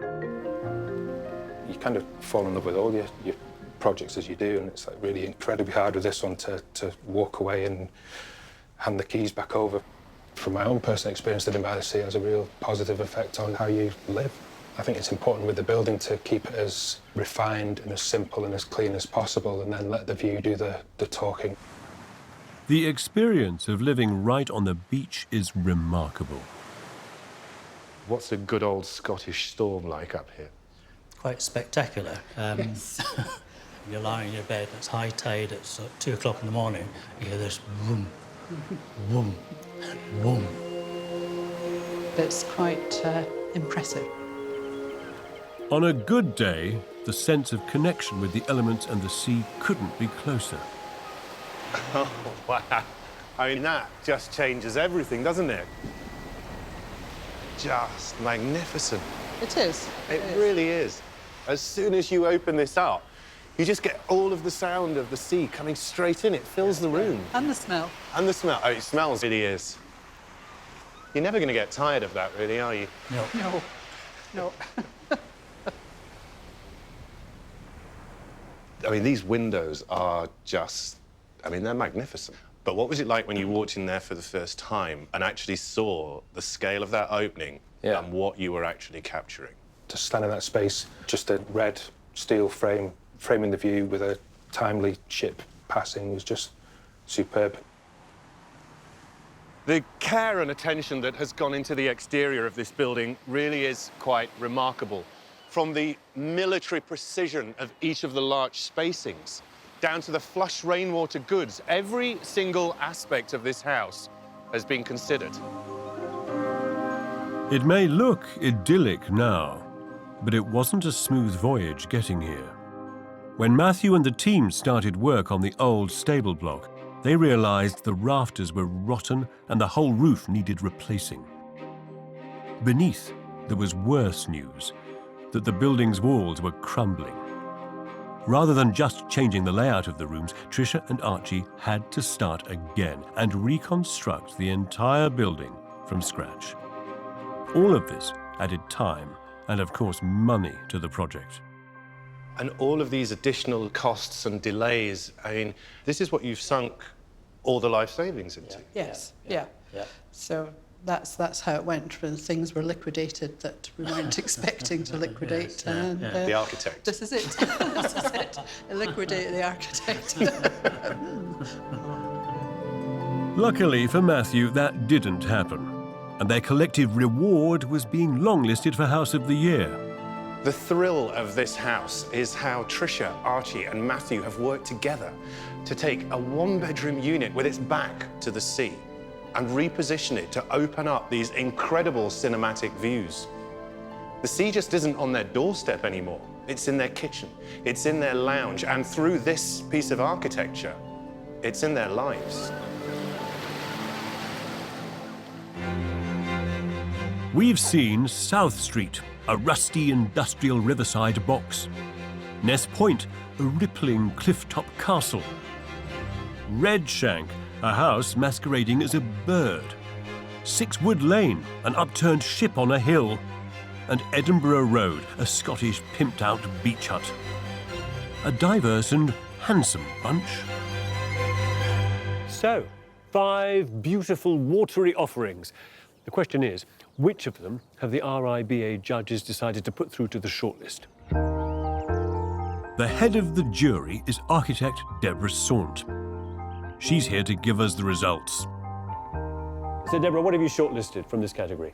The first is Ness Point, all the way down in Dover, with this killer view that no photograph ever does justice to. And this house completely grasps it. And we discovered, much to our delight, that this was the only house that really looked at open plan living, both in its summer delightful mode, ha-ha, and then the reality of a British winter. And imagine it here when you've got the storm raging across the channel. Here you can actually close down each of these rooms, so a kitchen that's currently open can become isolated, a dining room, a living room, and you really can sort of close down the house, which is tremendous. There's an extraordinary glamorous quality to those curving shapes. Well, we like this as well because when you're an architect, you're told curves are expensive, but this was one of the cheapest houses on the list per square metre. So they really looked at the technical kind of capacity of a building to be sort of sinuous and interesting, but not expensive. So I learned something going to this house, which was great. Yeah. That's really exciting. Oh, well, Logan will be really happy. It is such an amazing location, so if we manage to amplify the character of that location, that's great. But it makes all that effort worthwhile. So now, a second project then, shortlisted in this category. We have, after lots and lots of debate, Wood Lane made it onto the list. It's so idiosyncratic, it's just a joy to go and visit. I just thought the place was part seaside house, part Jules Verne balloon or spaceship or something. In its form, it is out of this world. I mean, it's not trying to be a good neighbour in that deeply contextual way that good, well-behaved architects follow. Yeah. It is a world unto itself, and it's almost as though it's a kind of craft that sets sail, that it's making its own journey. The way it was made, wow. That floating space for making and thinking, I mean, I didn't see anywhere else when we visited that matched that kind of ethereal quality. It was extraordinary. It's wonderful. It's fabulous news, fabulous. Open a bottle of bubbly. So, the undulating white Ness Point and fantastical Sixwood Lane join Sha House and Caring Wood on the shortlist. Over the next 2 programmes, we'll show you more of the long list, reveal the rest of the shortlisted homes, and in the final programme, discover here on Channel 4 the winner of the RIBA House of the Year 2017. The homes that we live in can be key to our well-being. The architect Bertold Lubetkin, who built some of the finest housing in the country, understood that. He believed that everyone deserved to live in buildings of real quality. In fact, he quit architecture when councils started trying to water down what he was doing. Lubetkin retired and became a pig farmer rather than build anything mediocre, because he knew what a difference architecture can make to people's lives. He was spot on. Next time, homes in the countryside. 4 groundbreaking and exciting rural houses that are changing the way we define country life. Wow, it really is like a childhood fantasy come to life.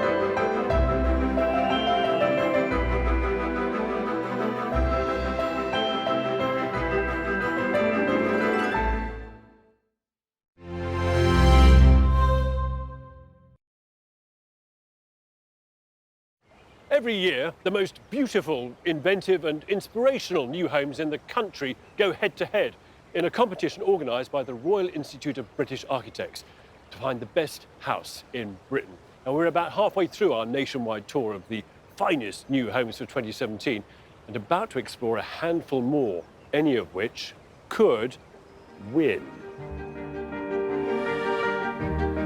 So far on our tour of the long list, we've seen homegrown local houses, beautiful tiles, made down the road. And some magical waterside wonders. Wow, this is very exciting. Bit of theatre. Absolutely. Which, like all this year's remarkable buildings, fire the imagination. And I can simply waft to the bed in my nightdress. All of which are delightful, inventive, and distinctive in their own way. Oh, I'm in a spaceship. This time, we're looking at 4 more buildings, all rural. You've got a great big, lumpy, bumpy wall. That's where the cows eroded the wall over time. Very beautiful views, which the building just grabs. At the end of the programme, we'll find out which of these fine homes have been shortlisted by the judges. Everybody's just been bowled over by these unexpected qualities. Then, in the final episode, we'll discover who has won one of the most celebrated prizes for residential architecture, the 2017 House of the Year. It's always exciting and a privilege to be invited into a secret world, isn't it?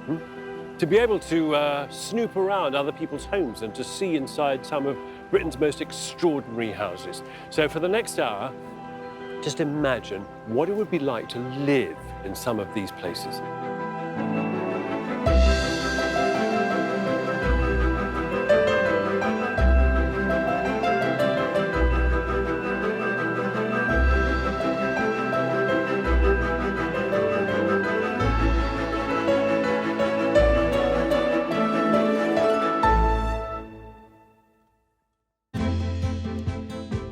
So far in this series, 4 great pieces of architecture have made it onto the shortlist.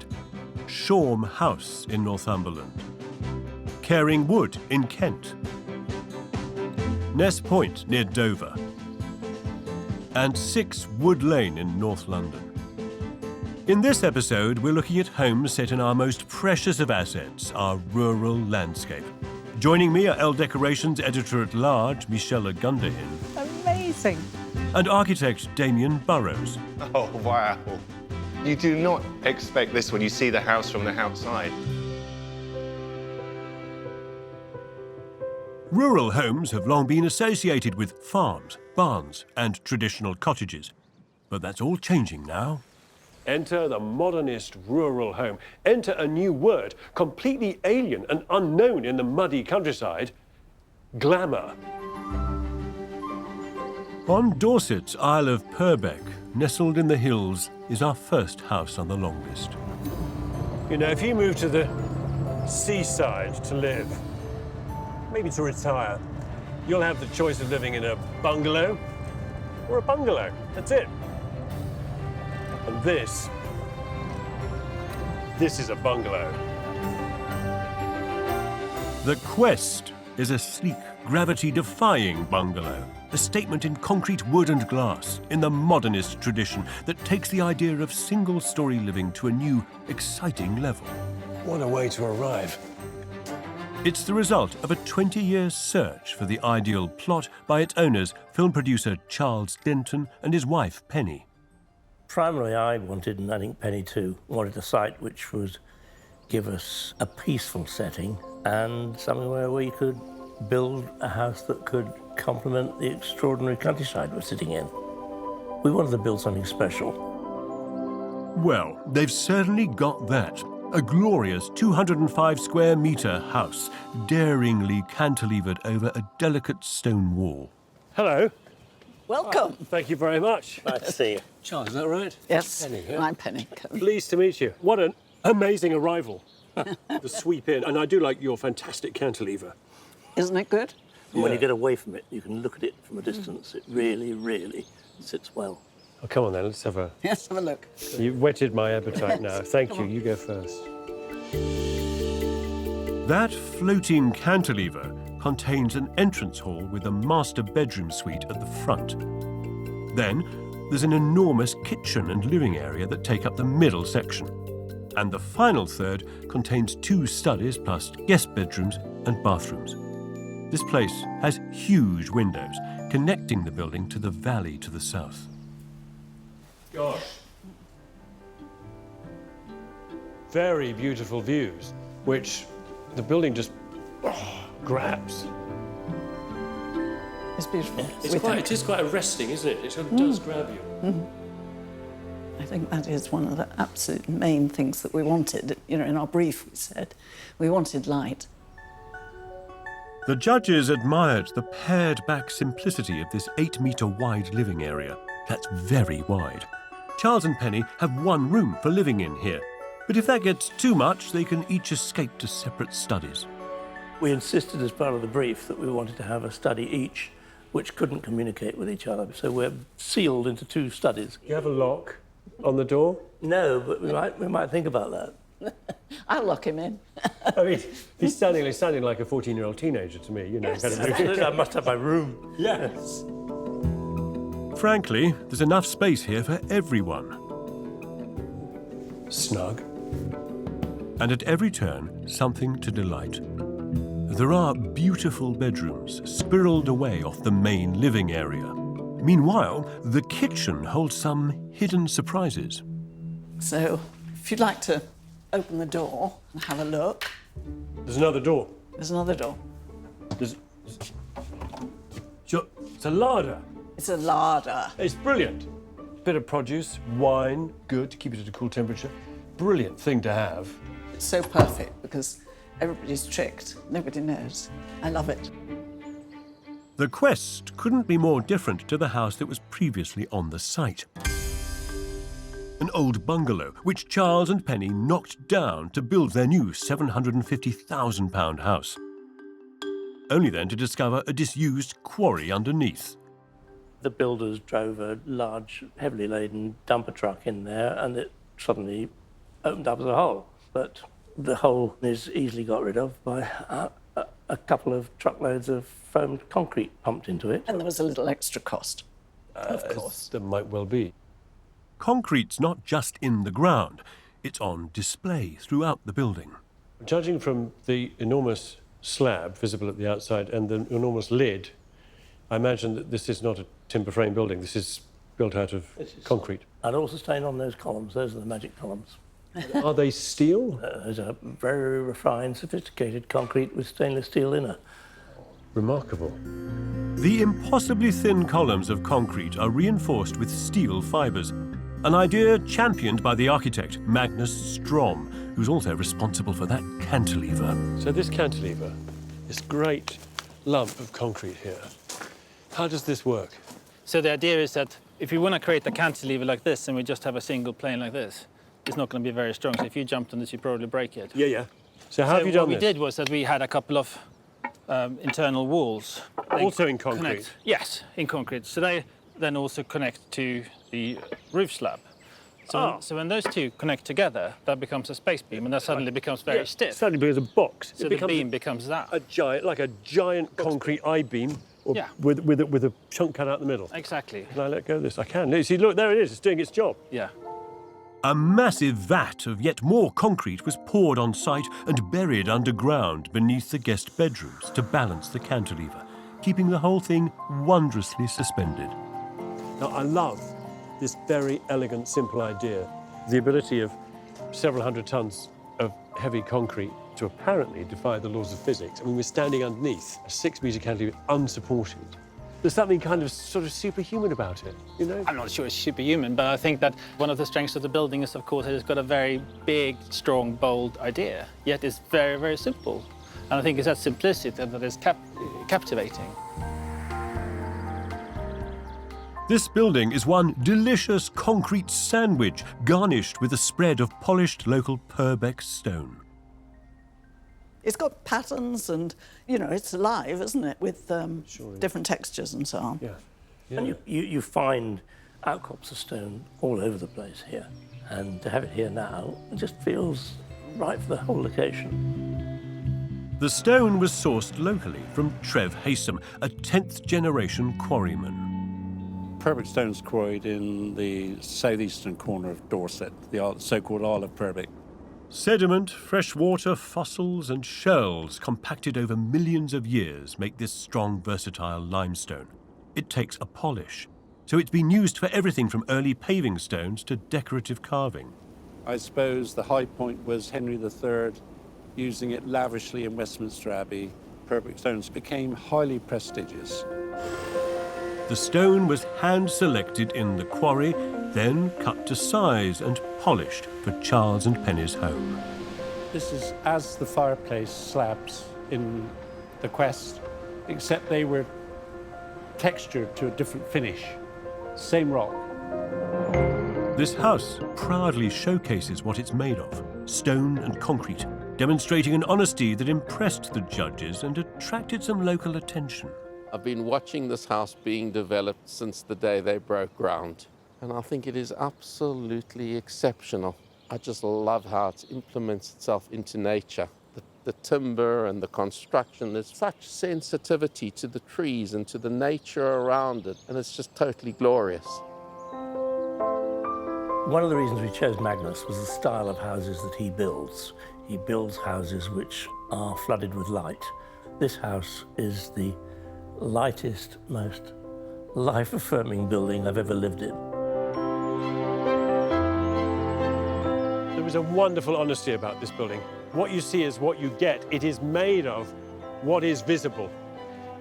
But don't mistake that honesty for simplicity, because bound up in this very well, clearly laid out house, there are all kinds of magical ideas. Ideas of rejuvenation, regeneration, the idea of connection to place through the materials that come from this earth that's almost subliminal. We've seen one jewel of a rural home. Next up on the long list, a magical treehouse. It really is like a childhood fantasy come to life. And we find out what it's like to live in a winning home. Everybody has his own life, but we share many things, and this is wonderful. Very often, what you build is restricted, governed by its context, by where it is. And so one pointy roof in Surbiton leads to another. However, take away the built context, throw off the shackles of neighbours, and you are free to draw rich inspiration from elsewhere, from landscape, trees, squirrels and badgers. In Dorset, a private woodland has inspired our second building on the long list. Michelle went to explore the fantastical creation designed to bring out the playful in all of us. Wow, it really is like a childhood fantasy come to life.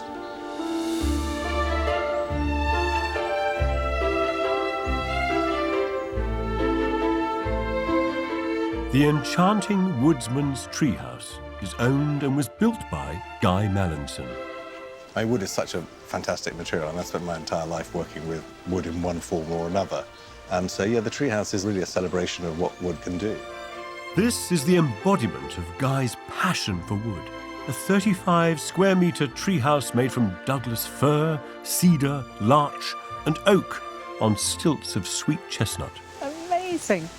Magically accessed across a rope bridge to a submarine airlock door. How fabulous is this? Michelle, welcome. Hello. I love the submarine door. The drama starts, and I even got a red carpet as well. Well, this is quite compressed, this space. So you come in through the compression chamber and then into the main space thereafter. Once through the decompression chamber lobby, with a toilet tucked in behind it, the building opens out into a cylindrical living area, flanked by a bedroom and bathroom. There's a wraparound balcony containing a spiral staircase leading to a rooftop sauna and jacuzzi. This is so much more luxurious than I imagined it would be. There is a real sense of escapism. It all feels quite unexpected. Yes, and I think that particularly that entrance is very small and it's all quite low. So you're meant to get that wow factor when you open up into this space. I mean, this is high spec. I mean, look at that bath. The building is packed with fun. I can't get over that rooftop spa with an outdoor hot tub and sauna. Below it, there's a deck with a pizza oven and a wondrous slide to the forest floor.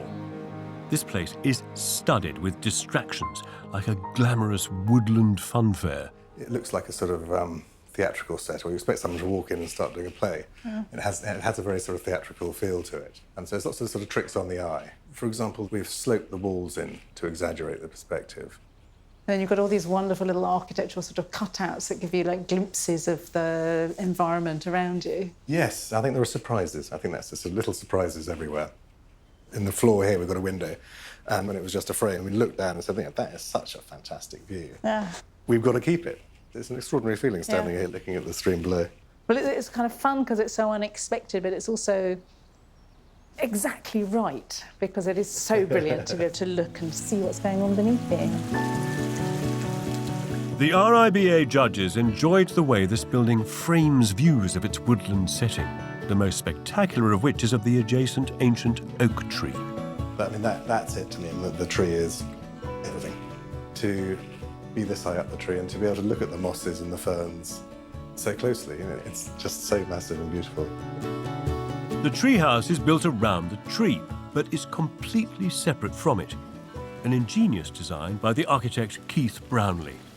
Treehouses generally kill trees, so it's built in respect of the trees, to look at the trees rather than to stress the trees. I mean, what were the architectural challenges for you then? Well, trees have roots, which is not very convenient, so it means that you have to put your foundations where they can go, not where you want them to be. To avoid the tree roots, Keith designed a crisscross web of supports driven into the ground at angles. Heavy machinery couldn't get to the remote boggy site, so the whole of this enchanting building had to be delivered and made by hand, including its apparently chunky wooden walls. You'll notice that all the walls appear to be very thick, and they appear to be solidly made from the same thing on the inside as the outside, but that's all play. The wall of logs is in fact a clever illusion. They're just cladding, short timbers stacked up against an insulated fire and waterproof structure behind them. The job of constructing this deceit fell to Guy's woodcraft friends and family. Me and my little brothers and some friends were in charge of the logs on the front of the treehouse. It was like 4 weeks' work, I think in the end, about 10,000 logs. It was proper greenwood work we were doing, so jaw knifing and making all these logs and then fitting them together. So, yeah, it's a lot of work. Our hands were like one huge callus at the end of it. It was pretty brutal. Seeing it done was just worth it all, because I think they looked really amazing in the end, I think. In a few years' time, it will be silver grey with greenery growing on it. I mean, the log wall is designed to have mosses and ferns, and it will become even more part of the wood as it hopefully improves with age. Built with passion and designed to last, it's perhaps not surprising that the treehouse came with a hefty price tag. It is quite over the top. Can I ask how much it cost? Yes, the cost of the treehouse was 150,000. Right. It's a huge amount of money. Yes. But, we set out to make it special. And it is in the middle of a wood, so just by default, building in the middle of a bog is a very expensive project. This woodsman's treehouse is a real celebration of contemporary design meets traditional craftsmanship. It has elements of richness, escapism, even fantasy. In short, it's quite magical, which is not a word you often use in architecture. The buildings in this series are hoping to win the coveted prize that is the RIBA House of the Year. And to find out what makes a winning contemporary design, let's take a look at the enigmatic Maison L in France. In years gone by, European architects could enter the House of the Year award. On the outskirts of busy urban Paris is this. Maison L, winner in 2012. 5 towers joined together to form one home. They're all a modern addition to an existing 18th century building. Owned by PR consultant Isabelle Tierman and her financier husband, Yves.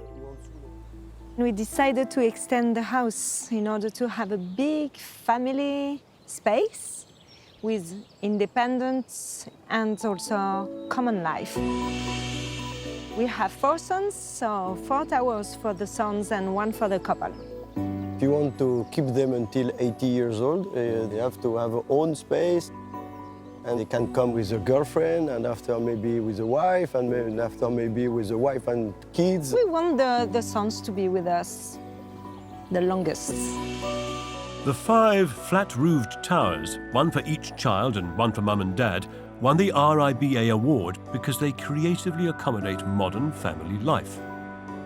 To connect the individual towers, architect Christian Potgieser dug deep. So it's sloping down there and here. So we are 1.2 meters in the soil, in the original level already here. The subterranean area has angular pockets of living space linking the house together, It's a geometry for contemporaneous family. from which spring the 5 structures spiraling upwards. On one of the parts of it, you have this, let's say, you can understand it as a bathroom, but it's part of the staircase. So it's a staircase where you take your shower. There's no need for doors, as the tower corners provide privacy. And a light-filled bedroom takes up the top floor of each tower. You are not really in the countryside. You are in the suburbs of Paris, but you don't see anything. Sometimes you are working in your space and one other is with his friends and one other is with the grandma playing cards. So everybody has his own life, but then we share many things and this is wonderful. Ambition, craftsmanship, vision are just some of the things a building needs to become the house of the year. We've got 2 more beautiful rural homes to explore before we find out which of them are on the 2017 shortlist.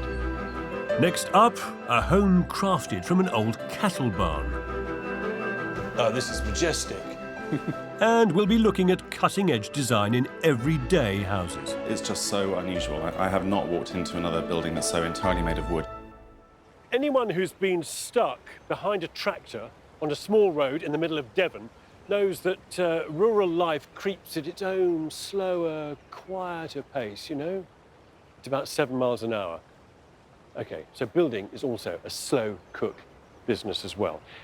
Except that in the countryside, architects are breaking new ground, literally, and challenging tradition.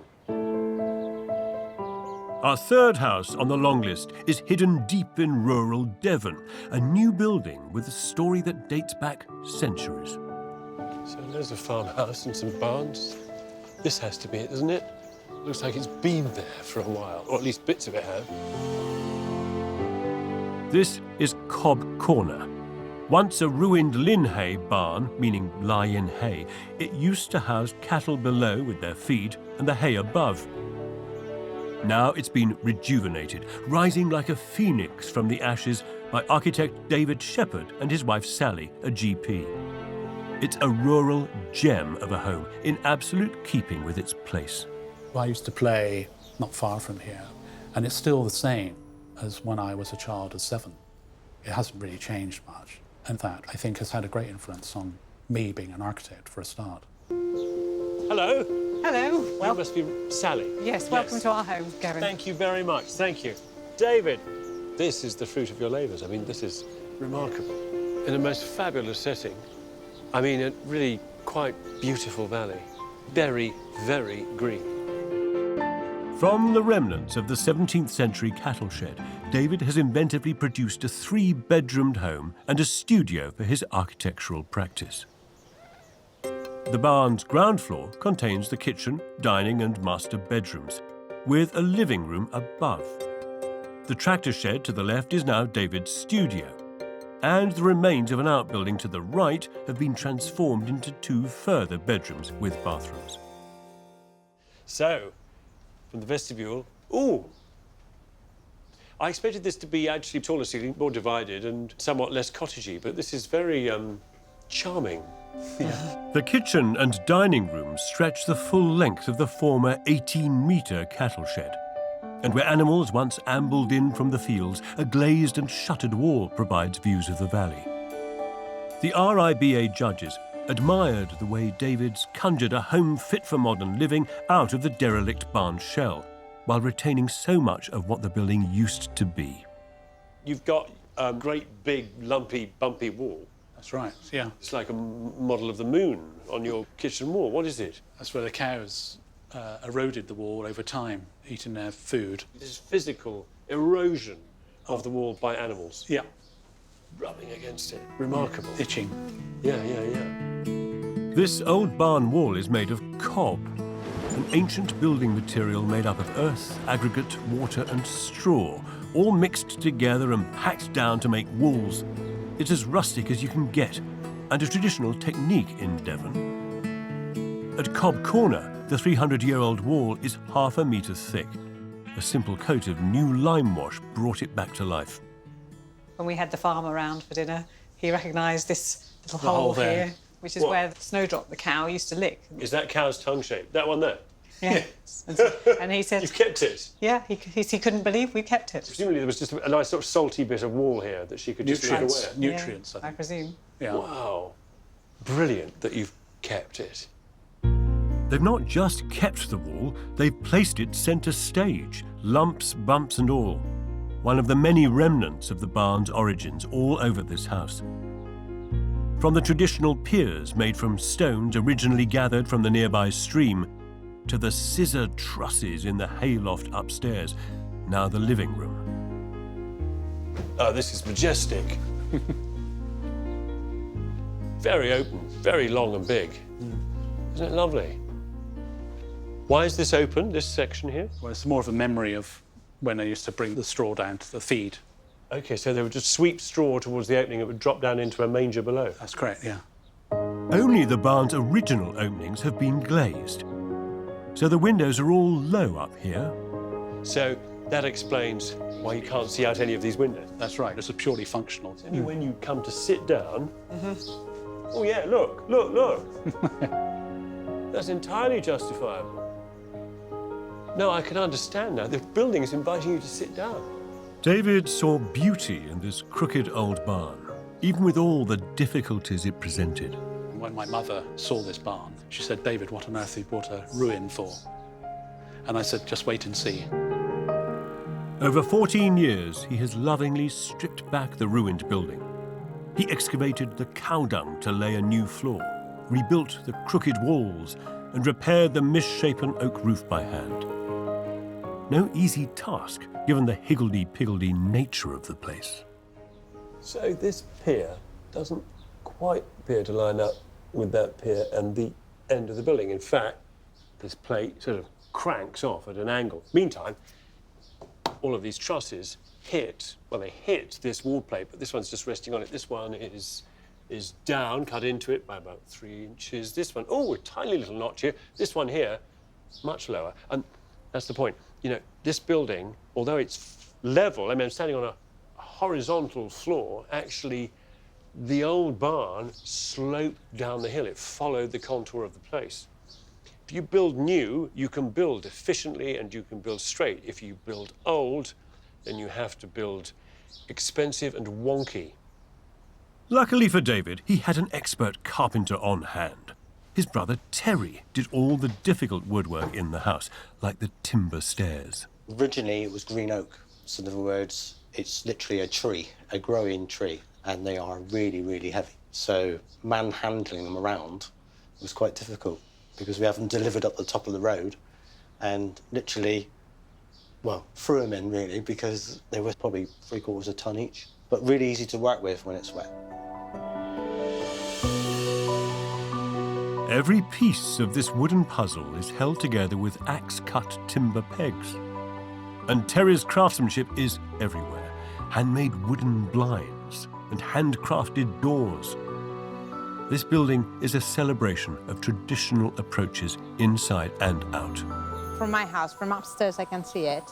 I think it's a beautiful house, and it's okay with the environment and the area around. The kind of house you just turn and look at it. It is nice, yeah, I like it. The timber screen over the windows hides the glazing behind a seemingly agricultural framework of wood and shadow, providing shade and a hide from which to watch wildlife. all from £250 worth of reclaimed hardwood. So 250 quid for the timber, which sounds cheap for what it is, but how much then to put it all up? It was £11,000, which at the time sounded like an awful lot of money, but I love it because it just takes away from the vastness of the glass. It's true that from the road, you look up here and what you see are the slats. It looks like a barn. And it's very beautiful for it. It's very beautiful for it. But all this timber over the windows, you might think, would obscure the view. Sitting here, I can tell you, as I just cast my eye around, I can join together the dots. That my imagination fills in the little bits I can't see, and I get a complete view of the landscape. That's the imagination for you. That's this building for you.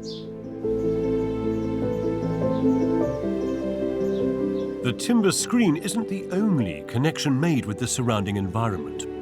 It's also powered by the sun, harvests rainwater, and is coated with a flat roof of eco-friendly sedum. I'm a country boy, there's no doubt about that, and I'm very passionate about where I live, and I think that is important when I design my buildings. It is about the landscape and how you place the building within it. All good new buildings respond to people and to place. However, this building speaks of people and place, and also its own history. It speaks of time. Look at it, eh? What a fantastic story it tells. It's like a three-dimensional picture book. Such a rich narrative is common across many of the houses on the long list, which are packed with invention. Watching this programme, you'd be forgiven for thinking that many of these houses are the preserve of the few, the elite. But let me reassure you, the ideas pioneered here benefit the rest of us. They can improve all our homes. Michelle Ogundehin went to visit a new housing estate, Carrowbreck Meadow, outside Norwich. Just under half of these homes are part-owned by the council under shared ownership, making them affordable to buy on an income of less than 35 grand, all achieved with award-winning design. How did you develop what they'd look like? Well, we sort of built upon a Norfolk vernacular. So we were looking at Norfolk barns and doing something based on that kind of aesthetic. So it's clean lines, simple palette of materials, which felt fitting for this kind of rural environment. This ambitious housing estate has won 2 RIBA awards. Michelle, nice to meet you. Each home is crafted with larch cladding and elegant proportions.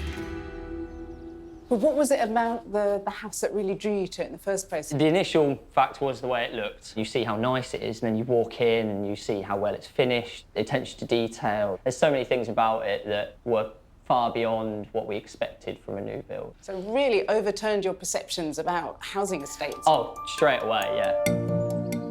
This is considered architecture that makes the very best of where it is, carving magnificent views out to the landscape with large, well-placed windows. It offers delight and is immensely practical. The elongated roof shape isn't just for show. Inside, there are generously sized bedrooms. Oh, wonderful. It's so nice to have all this space above your head. This actually is the front of the house as well, which faces the sun. So another thing they've thought about is if it gets too hot during the day, you've got these special blinds that you can put down so that the sun doesn't cook your bedroom during the day. It costs just £3 a month to heat this 2-bedroom house. It's designed to passive house standards, meaning that it's super insulated and airtight and uses minimal energy. It's nice to live somewhere that has been well thought out, well designed, and it's actually now a privilege to live somewhere that's had that forward planning involved in it. I'm so impressed with the level of detail here, from the metal shutters on the outside of the windows to the wooden pergola that shade them from the sun, or the black cladding that references the local barns. They've really thought about how to sit these houses into the environment. In North London, on Barrett's Grove, is another housing scheme that's won an RIBA National Award and was up for this year's Sterling Prize for the UK's best new building. This block of flats uses the latest wood technology to build super efficiently. The structure is made entirely of cross-laminated timber. is just so unusual. I have not walked into another building that's so entirely made of wood. You know, the structure, the supporting structure is wooden. The brick facade is really just a weatherproofing. The fact that everything has been left completely wooden inside, it just does have that warmth to it, that personality. By using giant timber panels bolted together, the core structure was built in just 8 days. Certainly if you use Barrett's Grove as a model for being able to bring down construction costs and create a pleasing internal and external aesthetic to housing, it could be applicable to creating affordable housing as well as large-scale private housing. Both Barrett's Grove and Carrowbreck Meadow show how buildings for all of us can benefit from the experimental ideas pioneered in one-off houses. We've got one more trailblazing rural house to see from this year's long list of homes. Oh, wow. I mean, you do not expect this when you see the house from the outside. Before we find out which of them the RIBA judges have shortlisted for House of the Year. In this programme, we've seen 3 beautiful projects, all of which, like rare breed sheep, push at the barbed wire and baler twine boundaries of rural architecture. Just one more strong, shaggy and very different contender to go before we discover which has most caught the judge's imagination. The final house in our rural category makes its mark in Scotland. It's the new house of Auchengree. A farm-like group of buildings that make up one large home. Damion travels to windswept North Ayrshire to see it. As a piece of architecture, the proportions of this building are visually so pleasing, but it's almost like it's trying to throw you off the scent that it's actually a house. It looks like it could be an agricultural shed, even something to do with aviation. Disguised in standing seam zinc with shuttered windows, just like a barn, this contemporary home is arranged as a little group of buildings. A modern 2-storey house sits at the centre. It has an open-plan kitchen, dining and living room on the ground floor, and 2 guest bedrooms, some extra living space and a library above. The master bedroom suite sits in a separate building, connected by a glazed lobby. Then there's a pair of outbuildings at the back, containing 2 more bedrooms and some storage. It was built for 2 long-distance runners, retired GP Dr. Mike Law and his wife, Sally. We've had a pretty outdoor life, commencing with road running in the 1980s, and neither of us have stopped since. The longest we've ever not run is probably about 10 days, and that was because we were doing a bike tour. Their passion for the outdoors inspired this £600,000 house in its remote rural location.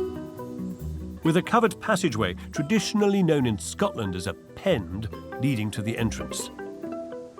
Walking up along that drive and seeing the house there in the background is really impressive. It stands out exactly as much as it needs to.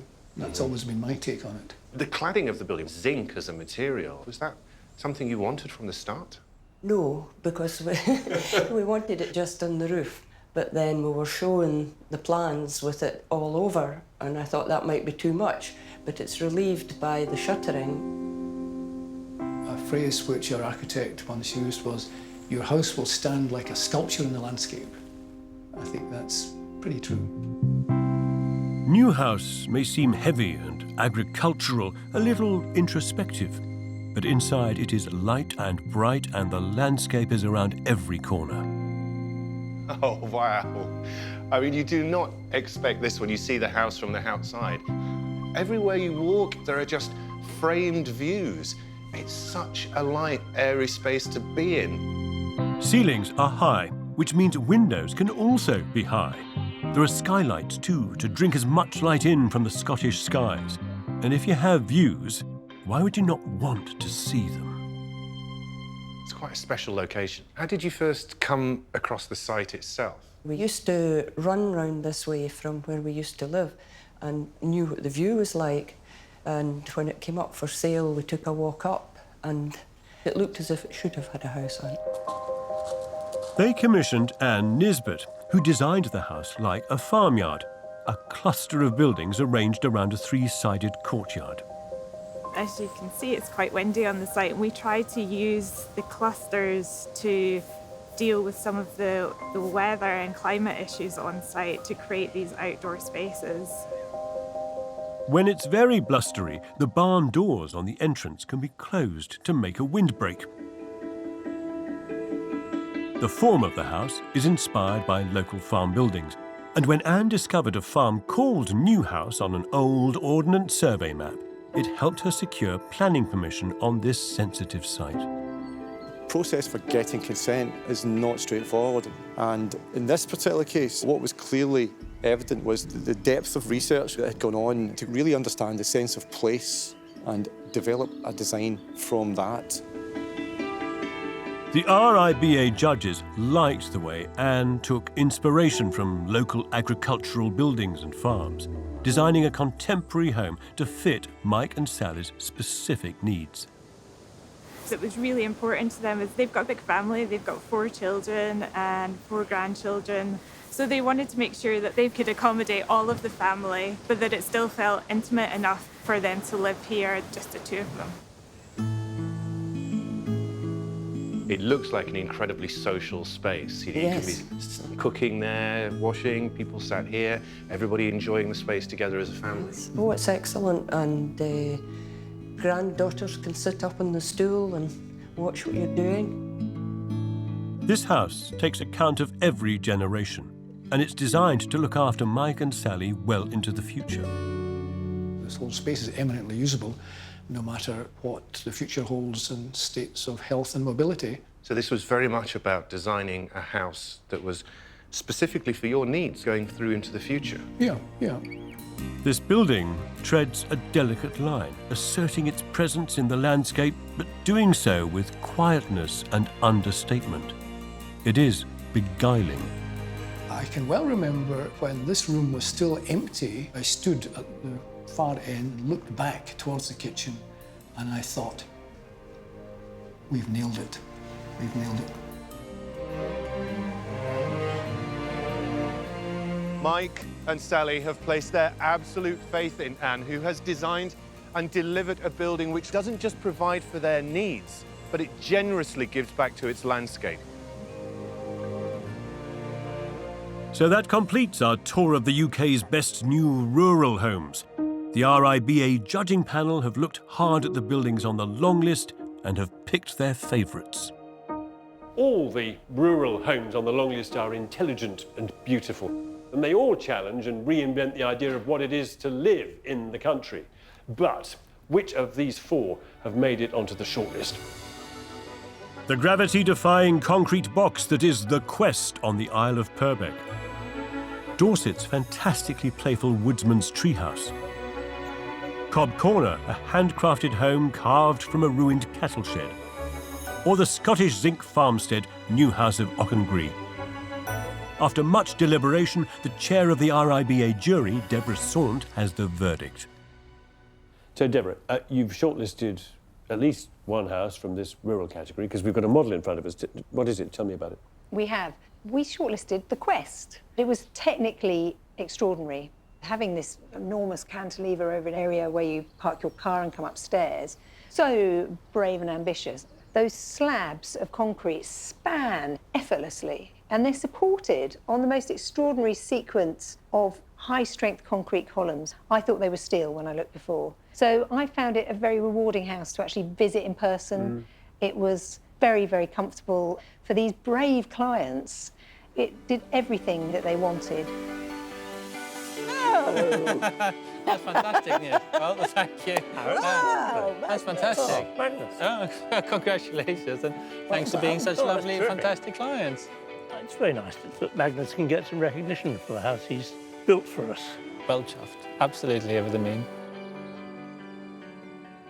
So, Deborah, you've got another shortlisted project from this category. We have. We actually shortlisted New House. This really was, and as it's presented by the model, a rural gem. I mean, middle of nowhere. This was super rural, and a very young architect, Anne Nisbet, she's looked at the way that buildings are built in that area, and she discovered these sort of farm typologies, and she's mimicked it, but in a completely 21st century way. It's just a fantastic one to visit. Fantastic. You're kidding. I'm very glad for Anne, and we're very proud to be owners of this house. There's some fantastic buildings in the shortlist, so we're just really pleased to be part of that shortlist as well. So these two go forward to join Watery, Nest Point and Sixwood Lane on the shortlist, along with Sha House and Caring Wood. At a time when our rural land is under pressure and also blighted by poor developments, it's more important than ever to build sensitively and beautifully in our countryside. More important than ever to innovate and to question how we can build better and more appropriately for this century in our landscape. Now, all great architecture enhances its setting and enriches our understanding of place. All great architecture connects people to place and to each other. So we need more of it. Next time, our final category, minimal pared-back homes. Wow, it's like walking into a museum. Before we discover who the winner is of House of the Year 2017. It's going to be a tricky process, I think. It's going to be a long evening. I've got a clear favourite, yeah.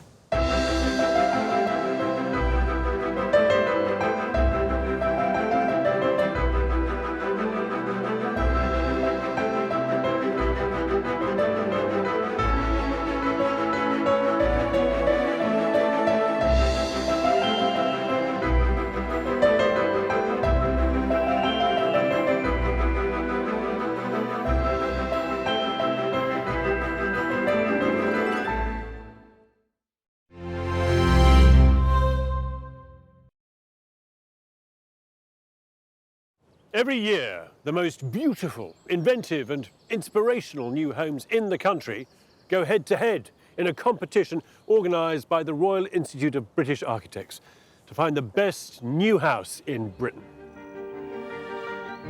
We're on the last lap of our journey, visiting the wealth of extraordinary homes on the RIBA long list. This is not what I expected. We've seen houses that challenge and amaze. I'm in a spaceship designed for takeoff. That surprise and delight, all remarkable in their own way. There's something kind of sort of superhuman about it. So far, 6 have made it onto the shortlist. That's fantastic news. Can't believe this, it's just amazing. Now we're looking at the final crop of houses in a group we've called minimal and modern. Everything is kind of stripped, pared, pushed, hidden. At the end of this programme, we'll see who gets the last remaining place on the coveted shortlist before discovering who the overall winner is.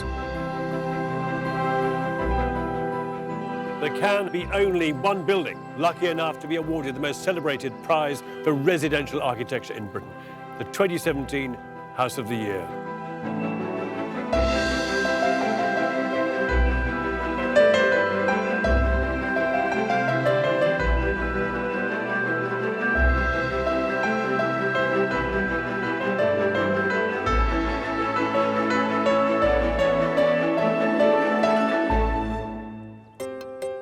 So far, the 6 shortlisted buildings for House of the Year have come from 3 of our loosely grouped categories. From homes that are inspired by water, Nest Point, a house that all seaside curves, and the surreal and delightful Sixwood Lane. From homes drawing on local traditions, the composed Sha House, and rather wilder Caring Wood. And from our rural category, New House of Auchengree and The Quest in Swanage. In this programme, we'll be looking at the most beautifully pared back projects on the long list in a category that I'm calling naked minimalism. It contains within it those houses which use the fewest materials crafted to the greatest possible effect, where polished concrete reigns supreme and colour is deliberately dialed down, all of which has the effect of showing off the raw, naked beauty of the finished building in the nude. For our first minimal offering, I'm in suburban North London, where among Edwardian tree-lined streets, there's a new block on the block. This next house is serious. It's from a serious architectural practice who specialise in memorials, monuments, in artist studios, gallery spaces and exhibitions. They're not to be trifled with, and neither is the house either. It's an example of minimal monumentalism or monumental minimalism, I don't know. It looks like the entrance to an Assyrian temple complex. Highgate House is a complete reinvention of the suburban home. It may look like the brainchild of some Minecraft enthusiast, but this ode to brick is far more refined than first impressions suggest. At its heart lies a huge double-height entrance hall cum living room, from which all other rooms emanate. On the ground floor is a swimming pool, and across the hall, an open-plan kitchen, family room and separate dining room. On the first floor, via a grand gallery, are 5 bedrooms with 3 bathrooms.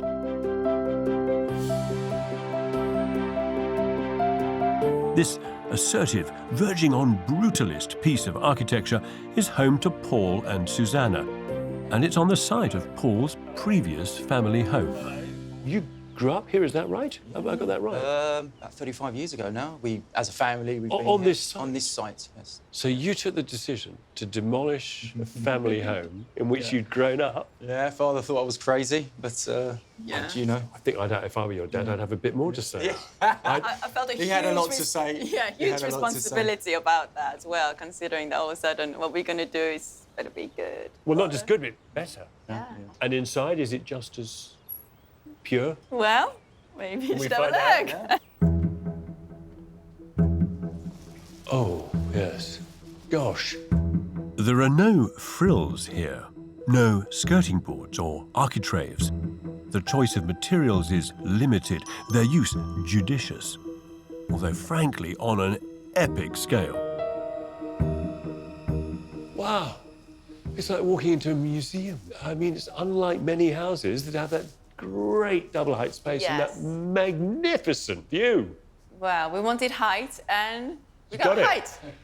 To the extent you can stand here and you can see the top of the trees. Yes. Not unlike the hall of a grand medieval house, this large social lobby space is the hub around which smaller, more intimate rooms are arranged, whether shared family spaces or more private bedrooms. Described all in the simplest of palettes, warm reddish brick and dark smoked oak. Every material in this house took ages to pick. But there are only about 3 or 4 of them. Yeah, but I suppose that's the problem. In a way, to kind of reduce it down so that you get one universal wood finish or one universal floor or one universal brick, you know. You're surprised how many different types of brick there are, you know, so it just goes on forever. This place is so minimal, the everyday stuff of family life is tidied away. Actually, there's not much to suggest a family lives here at all. Oh, beautiful. It's in quite a small kitchen, in quite a large room. Dining table. That's what we have. What happens when you bring 15 people round? Where do you eat then? Well, you've got a fold-down dining table. Oh, no, it's a fold-out room. This is good. It's like going to a restaurant and they take you into a private dining room, at the back for a special function. I'd like to be invited round, please. I'm sure we can manage that. Just as whole rooms are hidden behind this wall of wood, so are all the trappings of practical family life. Is this another room? What is this? This is like Narnia, isn't it? Oh, right, OK, yeah. So there is a TV. There is a TV and there are family photographs. I love that. So it's, you can sort of personalise and depersonalise it. I look around the room and everything is kind of stripped, pared, pushed, hidden. it is. When morning comes, everything opens up. So start breakfast. Still quite tidy, isn't it? Still quite tidy. Oh, what's in there? Utility room. It's a utility and room. the other fridge. Utility room. And cookery books, I can see, even from here. There's a big play here, isn't there, in this house, between public and private? You know, Yeah. whichever room you're in or space, there's an opportunity to close the door, open it up. Everything has its place. It's so easy to live here. Contrary to first impressions, this is a rich and fully inhabited house, although it is slow to reveal itself. It's proof that a family home can be formal and grand. The entire building is full of these kind of large-scale, non-domestic experiences, the likes of which you normally find in, say, I don't know, a concert hall or in a contemporary museum. Outside follows the same pared-back, ruthless approach as inside. There are no visible drain pipes or details. Even window frames are hidden. It's the strength of this design purpose that impressed the RIBA judges. That and the exploration of a single material, brick. We really liked that idea that the house would seem as a solid form, a solid mass, and then the rooms are carved as halls inside, and the brick extends into the rooms. Any reprieve from solid brick comes in the form of, well, perforated brick to provide glimpses of the world within and without. This building has the powerful presence you'd expect from an architect known for designing memorials. A memorial needs to last generations. Its only reason for being is to stop people forgetting. Yeah. A house has a very different responsibility, yet we had conversations with this client about the idea that it might be here for generations, and how could we build it in such a way that it felt like it would stand the test of time. Yeah. Have you built a legacy here? Is this something for yes, your for kids? us and our family, yes. It's for us and future generations. That's it. A building as solid as this will possibly outlive its traditional neighbours. So, what do neighbouring occupants make of this place? I thought to myself, oh dear, you know, I'm not sure about this. It does look rather stark. I found it an aggressive building to begin with, and it was pretty hostile. But now it's there in all its glory. It's a very elegant building, and it does the road proud. I was converted, you know, and I was quite happy. I think they've got a swimming pool. Highgate House is an emblem as much as a home. A place that suggests other buildings that are far more serious than a house. Paul and Susanna have bravely reinvented the suburban idea. Allow me to tell you that this is an emotionally powerful building. It is fabulously monumental. It is beautifully resolved. And also, here's a word I don't use about houses very much. It is momentous.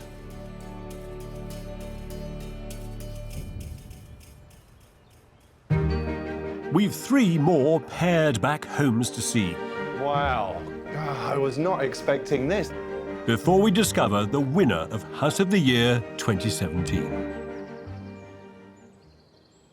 You know, one of the 20th century's greatest architects, one of modernism's founding fathers, Le Corbusier, liked to take his clothes off. He was a nudist. Now, bizarre as that might seem, his lifestyle, of course, embodied the very principles of naked minimalism, having nothing unnecessary in your life, only what you truly need. A small towel for occasional use, for example. I might undo a button. Our next offering is Hidden House. It's a shining example of those less is more principles. Built in the gardens of a converted Victorian school, it is a tiny single-storey home, completely hemmed in by all its neighbours. It's home to Selim and Iran, who moved to London from Istanbul and immediately recognised an opportunity. We weren't necessarily looking to buy a plot. We just came across it on the internet. And we immediately thought, OK, this can be a project we could do, since we're both designers. And how often do you find a plot in the middle centre of London? Yeah. It was a small gem. The old building on the plot was a caretaker's shed, which they've replaced with a minuscule 72-square-metre home. that packs in an open-plan kitchen, living and dining room with 2 bedrooms and bathrooms. Small in stature perhaps, but big on invention, as architect Damion Burrows discovered. Aaron, how are you? Good. Good to meet you. Celine. Hi, Damion. You too. You too. Welcome. Let's do it. Can I? Oh, wow. God, I was not expecting this. Look at the light. It's just absolutely flooding in. I mean, you've got these wonderful light wells. They function as partitions to the space. As you can notice, it's sort of divided into 4 spaces, being kitchen, dining, living, and work. Where you don't have a window on the wall, you have a skylight. Where you don't have a skylight, you have a window. It's very smartly considered. It should be. For such a small place, it's taken 3.5 years to design and build. But the result is a perfectly compact interior, finished with a precision verging on the obsessive. Nothing is left to chance. In true minimal style, the walls are lined with one material: oak. There are no frivolous details in sight. All the necessities of life are hidden away. If ever the makers of Swiss Army penknives built a home, it would be something like this. Ah! So even everything like the toasters, the kettles, everything's kept out of sight. I think there's a bit of an organisation theme going on here, isn't there? Perhaps. Most neatly stacked Tupperware cupboard in the whole of London. I mean, we're not weird people. It's just how we are. Craftsmanship was one thing that appealed here to the RIBA judges. They also loved how this home is both light and yet doesn't feel overlooked by its neighbours. A tall order with so many roof lights. Wow. This is a little bit Bond, isn't it? Just a little. This is great. But this house is full of holes. You've got skylights punched all over the roof. Is this really a private house? The bedroom is done in such a way that nobody can really see in. That way, I wouldn't say we're exposed too much. The judges also singled out the quality of the polished concrete, saying it was some of the best they'd ever seen. The high sheen, smooth finish is achieved by polishing or power floating concrete as it sets. Timing and experience is everything. You get one shot at concrete. Once it's hard, there's not much you can do with it other than grind it. In Hidden House, the concrete worktops were all cast on site to match the floor. What really set it apart, though, was the architect's insistence to use concrete with no dyes in it. The things you get with natural concrete, you get a hell of a lot of variation in colours. That's why some architects don't like doing that. But the architects on the Hidden House, that's what they're looking for. I think I even polished that myself, so yeah, it looks smashing. In order to cast a beautiful concrete floor like this, you need to put in movement joints that stop the slab cracking. Now, to get this crosshair to line up perfectly with this crosshair, travel along the ceiling and meet exactly with the timber, travel all the way down and rejoin its original line on the floor, well, that just takes a level of commitment and coordination that just makes me smile. The architects were Phil Coffey and Ella Wright, who's just qualified. Was this kind of quite a big project for you? Yeah, well, it was the first project I've taken onto site. It was just really enjoyable collaboration. Which are the bits that you still look at and go, that is just fantastic? One thing I really love, actually, especially on a sunny day, is it's actually north-facing, but because of the way the skylights are designed, you actually get sunshine into the house. There's a wonderful feeling when you walk inside. The light and the way, the view that you see, it's quite moving, actually. The architects have pulled off the tricky job of making a house that is loved both by owners and neighbours. It's almost as though it grows out of the gardens. And probably most surprisingly for me, it complements this wedding cake of a building, this Victorian wedding cake, beautifully. It's hidden. It's a hidden house. And in a sense, you know, modern architecture doesn't always have to shout out. Modern architecture can be background buildings. This background building works doubly hard. It meticulously orders its interior spaces and lights them to deliver a remarkable set of experiences. It also, almost accidentally, delivers a quiet, appreciated beauty to this crowded corner of London.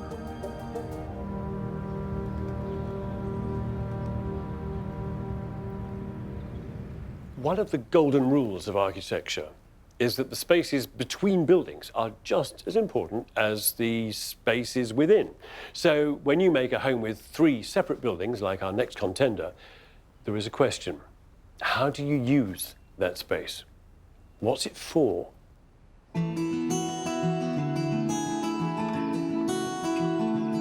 L Decorations editor-at-large, Michelle Ogundehin, headed to the Suffolk coast to see flints.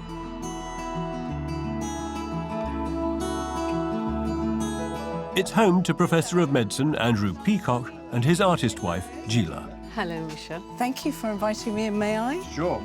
They downsized from a period house in Glasgow to build this pared-back single-storey home.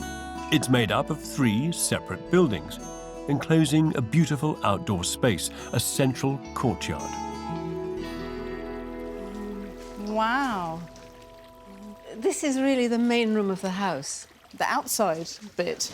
Absolutely. And we're out here sitting or reading or eating nearly every day. The largest of the 3 brand new buildings contains an open-plan kitchen, dining and living room, a master bedroom suite, second bedroom and rear snug. The 2 other buildings are an artist's studio for Gila and alongside the garage, a study for Andrew, but both could double as bedrooms should family arrive en masse. The courtyard layout comes from Gila's childhood. I was born in Iran, and the traditional Iranian house would have a water basin as its centre and rooms all around the water basin. But then something is immediately occurring to me. You've got all these wonderful lines that must have taken someone an absolute age to get straight, but your pool is not centred. It's really important that it's not. The whole concept of symmetry. Too much symmetry is sort of... It's too perfect. Yes. Apart from that, it's actually quite useful to have a larger space there so we can have a table and chair. While Persian geometry influences the yard, inside is more autobiographical. A minimal canvas of predominantly white walls and clean lines, but furnished with a hodgepodge of their old furniture and Gila's art collection. So tell me about your architect. At the same time as we were offered the land, our daughter met a young German architect. And wait a minute. Are you about to tell me that the architect that you hired was your daughter's new boyfriend? Yeah. He was. Oh, my goodness. And so... It's very dangerous. I mean, how long have they been going out? About 6 months. I mean... It was... I don't know. Everyone said this is the worst idea you've ever had. You'll fall out with him. You'll wreck their relationship. Everything will go wrong. He clearly had the ability, but we had the faith. Axel Humpert is based in Switzerland, so he partnered up with UK architect Peter Barry to help deliver his first home in this country. From my perspective, you found the love of your life, and effectively you're prepared to risk it all for a building? It's a one-in-a-lifetime opportunity, and you have to take it. And did she tell you that it was his girlfriend's parents? Yeah, he did, which was kind of brought another level to it. It was a bit more personal than some other projects, but I think that was a good thing, really. Yeah. The RIBA judges noticed that while Flint's appears relatively simple, it hides several intriguing surprises. Amazing. From a cupboard to store all of Gila's art in, to a womb-like snug, in contrast to the rest of the house. Oh, my Secret goodness. chamber. Look at that. Oh, it's like you've made a little jewel box Yes. inside your house. And the other special thing about this particular room is, of course, it's raised level. Axel thought of that. His idea was that you could sit here and join in with whatever was going on in the living room. While the main living spaces are minimal, there are no fussy details, no ornamentation, there's still personality and fun. But what have we here? Well, this was Axel's idea, that we actually use the bath to separate the bathroom from the bedroom. Suddenly your bedroom is bigger and both the bathroom is bigger. Yes. I was sceptical about it in the beginning, but I think it's a huge success now. I really like it. I love it. One strong and unifying approach here involves the cladding materials on the buildings. Gila wanted locally sourced flint, which their builders had to learn to work with. The timber, inspired by local black barns, is larch, but every piece here was laboriously burnt using a traditional Japanese technique.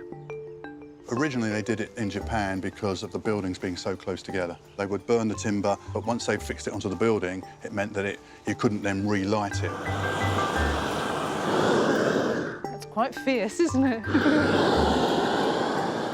Charring not only provides a fireproof finish, it also preserves the wood, seals it, and offers a permanent textural finish.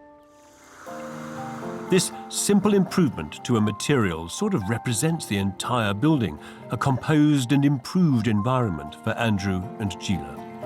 Has it changed your life in a way? You've realised a dream, you have your forever home, Yeah. the family is all still intact. I mean... That's good, isn't it? It has worked out to be a dream. I think it is really lovely. And it works, which I sort of slightly expected it to look very nice. I wasn't really expecting it to work. That's great. Yes, it hasn't changed our life, but it's enriched our life.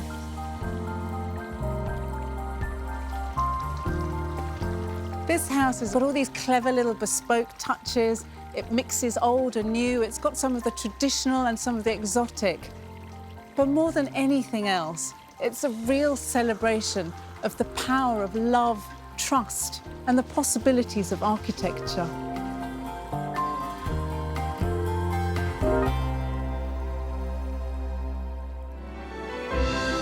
There are already 6 homes on the shortlist, with just one more place up for grabs. Soon we'll find out who'll be claiming it. After which we finally discover the overall winner of the grand title, House of the Year for 2017. We're travelling the length and breadth of the country to find this year's finest house in the UK. And our final clutch of super homes are those deliberately designed to be minimal and naked, with no hint of ornament, twiddle or decoration, which makes the location of our next project very unusual. These early 20th century arts and crafts houses in southwest London are absolutely beautiful. They are richly decorated. They're built, if you like, with the conviction of their time. So if you're going to build something now in the street, I mean, what do you build? Do you build something like this or influenced by it? No. No, what you should be doing, of course, is building something of this time that speaks with the conviction of this age. At the end of this time-forgotten street, Whole House is a small 2-storey home, one above ground and a basement below. Built on a 70-square-metre scrap of land and hemmed in by neighbours, there could be no outward-facing windows. A fact overcome by an internal glazed courtyard and roof lights to bring light in from above. Filling the entire plot, it packs in an open-plan kitchen and living space, bedroom and bathroom around the single central courtyard. Digging out the basement provided another bedroom, bathroom and utility space. It's radically different from its richly decorated neighbours. All you can see is a single bare wall and gate, where I met the owner and the architect. Ben, all right? You are? I'm Nick Hayhurst, the architect. And? Ben Kendall. Ben? Yeah. Owner? Owner, yeah, that's right. It's quite hard to spot the building. I mean, it's surrounded by some pretty kind of powerful houses of their time, I suppose. And then what appears to be like a garage wall. Well, it was a garage beforehand, but what we wanted to do was make something which didn't try to compete with all of the kind of the richness and the activity in the surrounding streets. This is a Well, how does it work? So this is a gate which slides all the way across the house. Right. Then what that does is then gives you access to the bin store, the mini-me. Oh, look! With the bins in it. Look at that. This is a great modern problem. How do you stop the clutter of all that plastic in front of people's homes? That is lovely, really elegant. This is a house of solutions, the greatest of which was getting light into a home with no windows. This is interesting. I mean that in a nice way, Nick. This is not what I expected. There's a hugely generous courtyard in the middle of the building. Well, this is how we get all the light into this building. We've basically wrapped the circulation all the way around the courtyard, which is also this part of this idea about making the house feel as large as possible. I like the fact that because it tapers, every staircase tapers, it actually looks 3 times as long as it really is. It's part of this whole idea about making a very small site feel large and the false perspectives. There have been people doing this for a long time. This isn't original. The layout of winding walkways around the mini courtyard suggests a Roman atrium or monastic precinct. But one of Nick's more modern conjuring tricks is to place a skylight in each corner of the house. This is large and light and airy, isn't it? Yeah. Above the kitchen and the lounge, they draw the eye upwards, which only increases the illusion of space. And it's got access to its own private garden. Yeah, and there's this, a lovely kind of outside space, and we're in the sun at the moment. Beautiful, beautiful. With no outward-facing windows, all the glass has been made to work that little bit harder. You must have a kind of list of no-brainer element tricks that you have to put into a building to suggest greater space. It's managing daylight, and it's almost sculpting the daylight is actually the dark art, excuse the pun, of how you kind of manage making the most out of these small spaces. Do you get this stuff? Yeah, sort of. All I know is that Nick does not like right angles. For a building with so few right angles, it's extraordinarily efficient.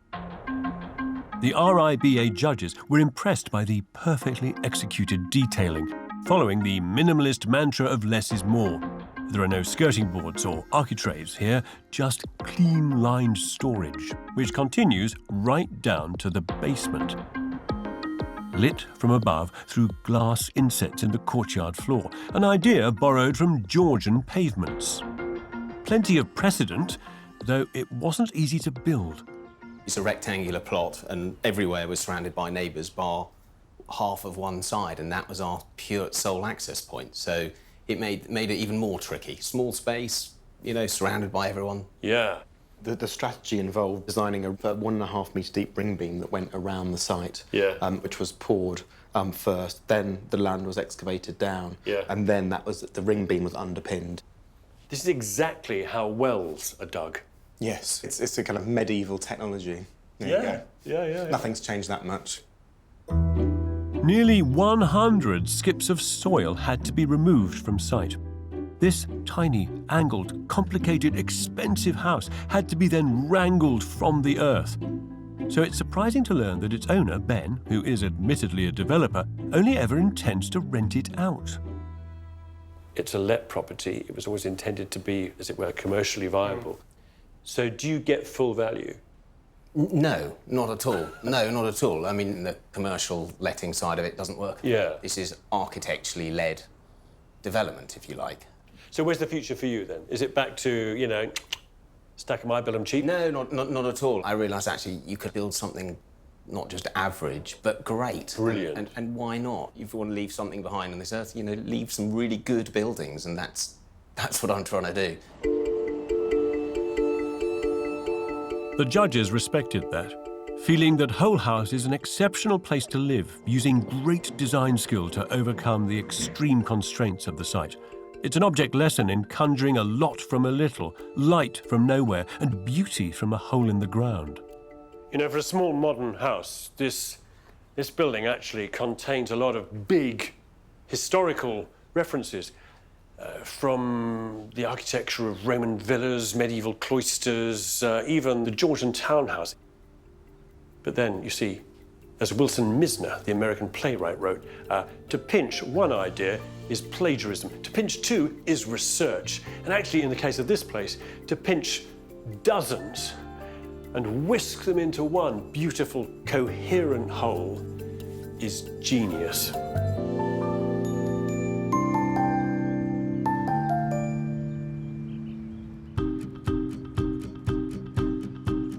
So that's it.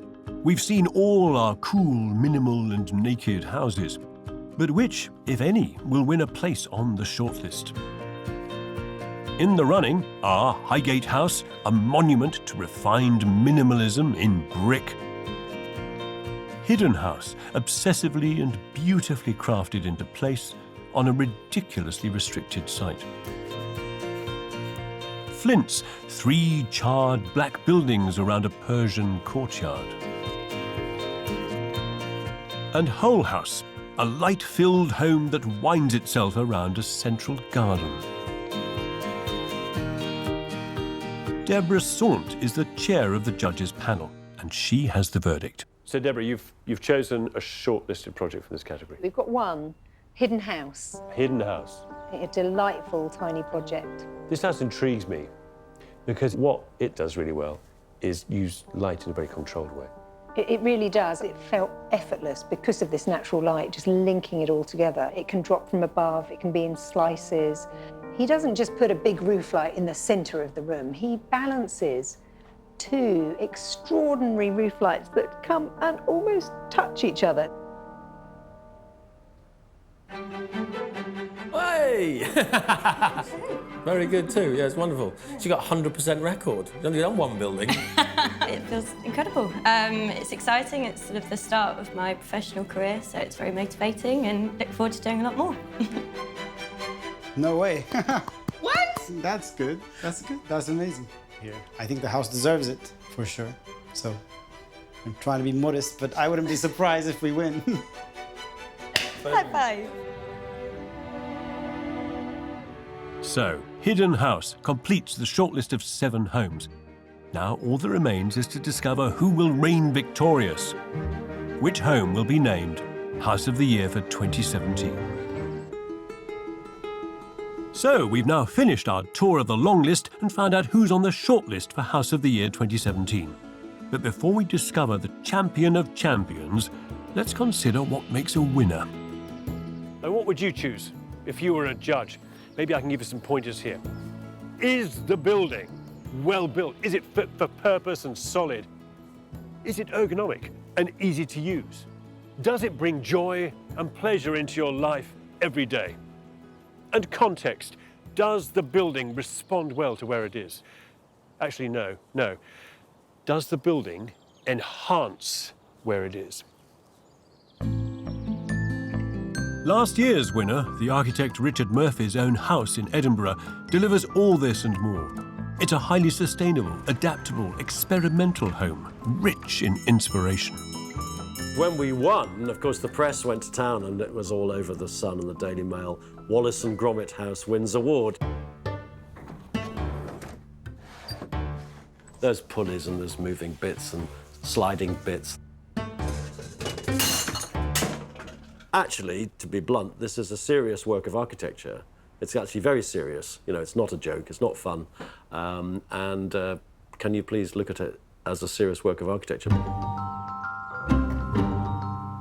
Did things here which I would never dare to do with a client, just in case they went wrong. The mechanised shutters, I would have been nervous doing those for a client. The big pivoting stone panels, that could have gone horribly wrong. The last thing this highly crafted, erudite and joyous home is self-conscious. It points forwards. I don't think it follows necessarily current architectural fashion. I think that architecture goes beyond fashion. I mean, it's much more long-lasting. That's the real test of a work of architecture, whether you can come back in 50 years' time and still think it's really quite wonderful and want to visit it. But it also lifts your heart as well. The positive energy of great buildings can reverberate through the ages. But which of this year's shortlist have what it takes? Have the magnitude to do that? Could it be Ness Point, an adaptable, polished and sinuous clifftop home near Dover? The surreal space-age vessel that is Sixwood Lane. Caring wood, inspired by castles, oast houses and the principle of shared family life. Sha House, a composed and modest rural retreat built against a garden wall. New House of Auchengree, an energetic farm-like collection of sharp zinc boxes. The Quest, a powerful, cantilevered and beautiful expression of the modernist home. Or Hidden House, bristling with craftsmanship. Tucked and folded away in London. With such breadth and depth in the shortlist, choosing a winner is like comparing apples and pears, chalk and cheese. The unenviable task of making a final decision, however, falls again to the panel of judges. I've got a clear favourite, yeah. I've seen a lot of white painted plasterboard lately. It's a very beautiful home. I think I'm a bit jealous, actually. I think there's a sort of element of nastiness and bitterness creeping in, so I've got to watch that. It's going to be a tricky process, I think. It's going to be a long evening. Provocative, innovative, but sort of timeless at the same time. But sometimes I thought, well, I've seen that, and I've seen that, and I've seen that. Unfortunately, in this country, usually a lot of money equals kitsch.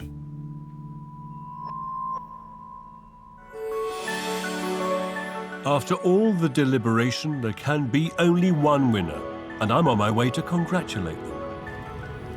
Oh, look. This is the entry phone to this house. It sort of gives it away, doesn't it? Traditional materials. Big gateposts. Long drive. With a few hints, but no pregnant pauses, the winner of House of the Year for 2017 is Caring Wood.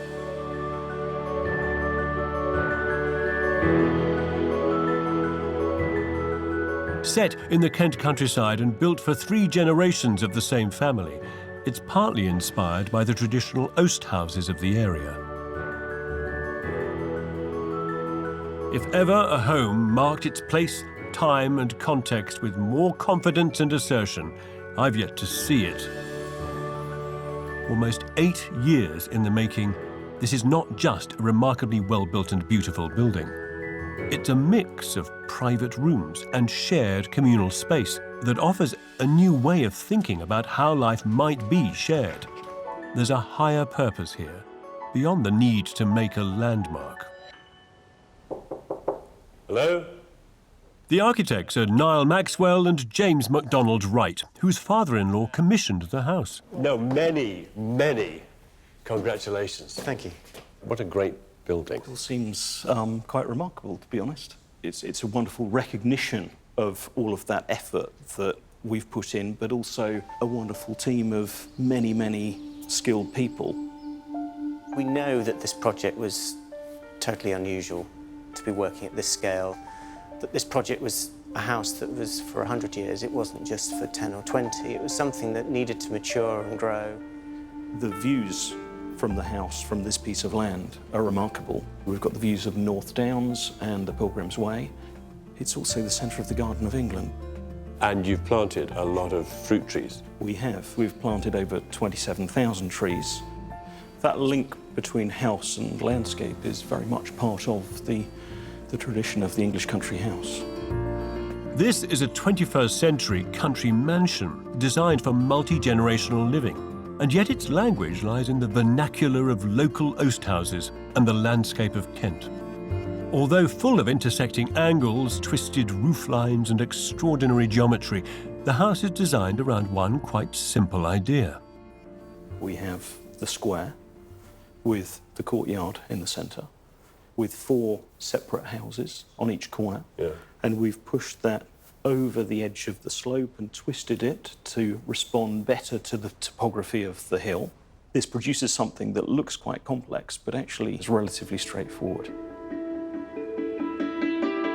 There are no pretensions to grandeur here. At every turn, this building is rooted in the language of the region. 150,000 tiles were handmade from local clay. Kentish ragstone came from down the road. The coppiced chestnut cladding and the terracotta flooring come from nearby. And there's no pretension or grandeur to the layout either. It's relaxed and informal and begins in the private little satellite buildings.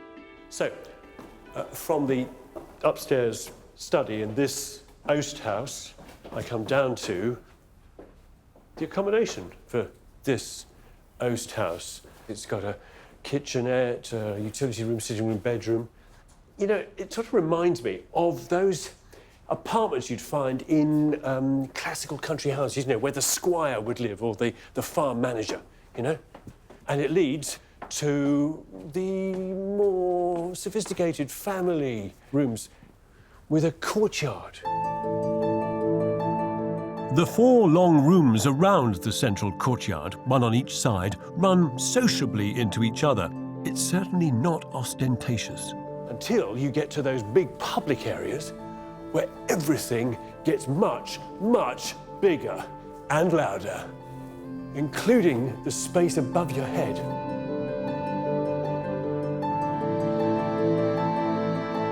In the tradition of great country houses, there's a performance space and art gallery, resources to generously share with a wider audience. You might think this place's ambition and scale influenced the judges, but actually that's not why it won. I worried it would be monumental, but in fact it was incredibly intimate. It's just so simple. There are no gold taps, there are no bells and whistles. It's just beautifully sculpted space.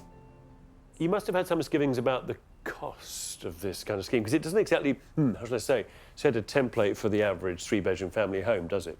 Well, that's where we had our passionate conversation, because this actually shows that homes can still evolve. And it challenges you to say, how can you share your home? Is this a model that you could apply in a denser urban situation, maybe with co-housing?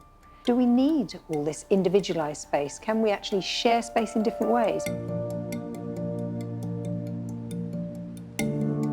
As much thought has been put into the landscaping and tree planting as the house itself. The ancient site of caring wood on which it sits will thrive again. How does the building and this garden and the landscape beyond relate and grow? What we've tried to put in place, I suppose the structure for here is something that can grow and change. So both the house and the landscape. This is really not the end of the project, this is the beginning of the project. And what happens over the next 5 years, 10 years, 100 years, that's actually the exciting bit, where we go from here.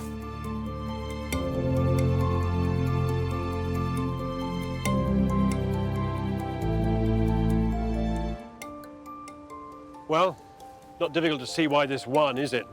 It resonates to where it is and to the people that made it. Oh, and by the way, it's also 0 carbon in use as well, I forgot to say. You know, architectural theorists have a term to describe this kind of building. They call it critical regionalism. But let's not use that term. Let's instead use the language and the ideas that our day and age has to offer. Let's think of this architecture instead as organic, free range, and locally grown.